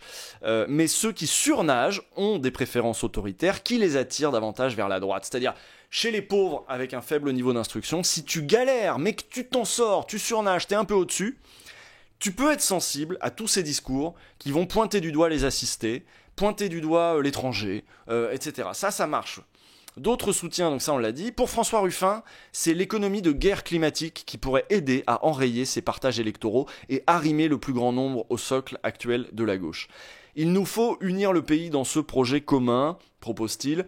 La question sociale, désormais sous contrainte écologique, fournirait le liant de toutes celles et ceux qui pensent qu'il y a quelque chose de pourri dans l'ordre social en vigueur. Je suis assez d'accord avec ça aussi. La piste est intéressante à condition de se rappeler que les revendications dites culturelles, concernant les discriminations genrées, raciales par exemple, ont justement souvent un contenu social, et que les revendications sociales expriment aussi un besoin de reconnaissance et de dignité. La gauche a donc un espace pour échapper à la fausse alternative entre l'hédonisme des métropoles privilégiées et le ressentiment des bourgs abandonnés. Voilà, bah, ça je trouve ça très instructif. Très instructif. Avec mon master, j'ai fini facteur. Bah voilà, c'est exactement ça. C'est-à-dire au niveau de diplôme et un niveau de revenu pas à la hauteur de ce que tu as pu donner pour tes études. Voilà, ça permet de sortir un petit peu des lectures un petit peu simplistes. Ça permet de régler aussi toutes les rhétoriques qui engageraient plutôt la gauche à dire que mais non, il faut être raciste là, il faut pas suivre ces trucs de bobos, ces trucs féministes, le vrai peuple, machin. Il y a aussi, vous croyez que dans les personnes à bas revenus et à basse instruction, vous croyez qu'il n'y a pas de personnes LGBT, vous croyez qu'il n'y a pas de femmes, vous croyez qu'il n'y a pas de... Voilà, tout ça, évidemment, non, au contraire, on peut lier aussi, il n'y a pas de problème, quoi. Et on va s'arrêter là-dessus. Hein ? Donc, on va s'arrêter là-dessus. Il va être 18h et moi, il va falloir que je me prépare. Où est-ce que je vous envoie, moi ? Merci d'avoir suivi ce petit stream. J'espère que c'est un petit peu... Alors, attendez. On va quand même prendre les 10 minutes qui restent. Je vais regarder si vous avez des questions, des observations sur ce dernier article. Notamment, on va prendre ce dernière minute pour ça. Est-ce que vous avez des pistes, des observations ? Qu'est-ce que ça vous a inspiré ? Parce que, oui, pas mal cet article. Cet article, je le redis pour les gens qui seraient arrivés en cours de route. Alors, je fais un résumé du stream. On a parlé aujourd'hui de l'extrême droite à Bordeaux, avec cet article de Libé. On a parlé de la gauche, le débat s'engage sur l'électorat qui manque. Et on a parlé des Uber Files avec une vidéo du Monde. On n'avait pas eu le temps de faire tant de choses que ça, hein, mine de rien. Donc, nous, on va se retrouver, pas ce week-end, mais à mon avis lundi. Et je pense que, vous savez, à Lyon, avec la canicule, et lundi ça va être super, niveau climat, ça va être hardcore, hein. Je pense qu'on peut rien faire de sa journée, un lundi après-midi, si ce n'est à Lyon se barricader. Donc je pense qu'on va refaire ça un peu l'après-midi, parce que là, il fait un temps à juste mettre les pieds dehors le soir, quoi. Alors...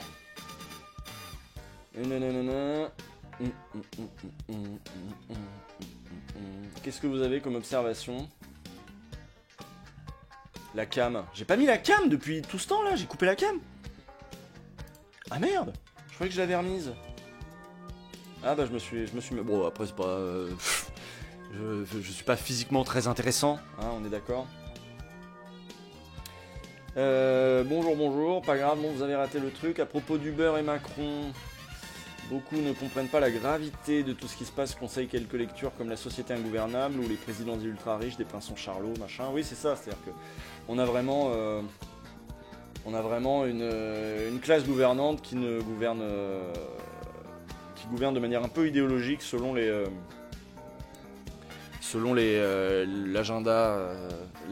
idéologique. Enfin, j'arrive plus à finir cette phrase, je fatigue et j'ai très chaud. La cam, c'est important avec le lien affectif pour l'électorat de gauche. Bon, en tout cas, nous, vous me verrez en cam dans le prochain épisode de Blast, qui est mercredi, sur Jospin. Je crois de tête qu'il va faire un truc comme 33-35 minutes. C'est pas mal, on revient surtout sur la période gauche plurielle, sur le rapport de la gauche aux métamorphoses néolibérales, à la mondialisation, etc. Le Parti Socialiste... qu'est-ce que c'était que cette expérience politique singulière que la gauche plurielle, quelles étaient ses singularités, voilà, par rapport à la gauche Jospin, par rapport à la gauche qu'il y avait avant, à quoi elle s'opposait aussi à l'époque. On fait un état des lieux des forces de la gauche de 93 à 97, au moment où se compose la gauche plurielle. Et voilà, on parle pas de Marie-Georges Buffet, mais on parle un peu du PCF, évidemment.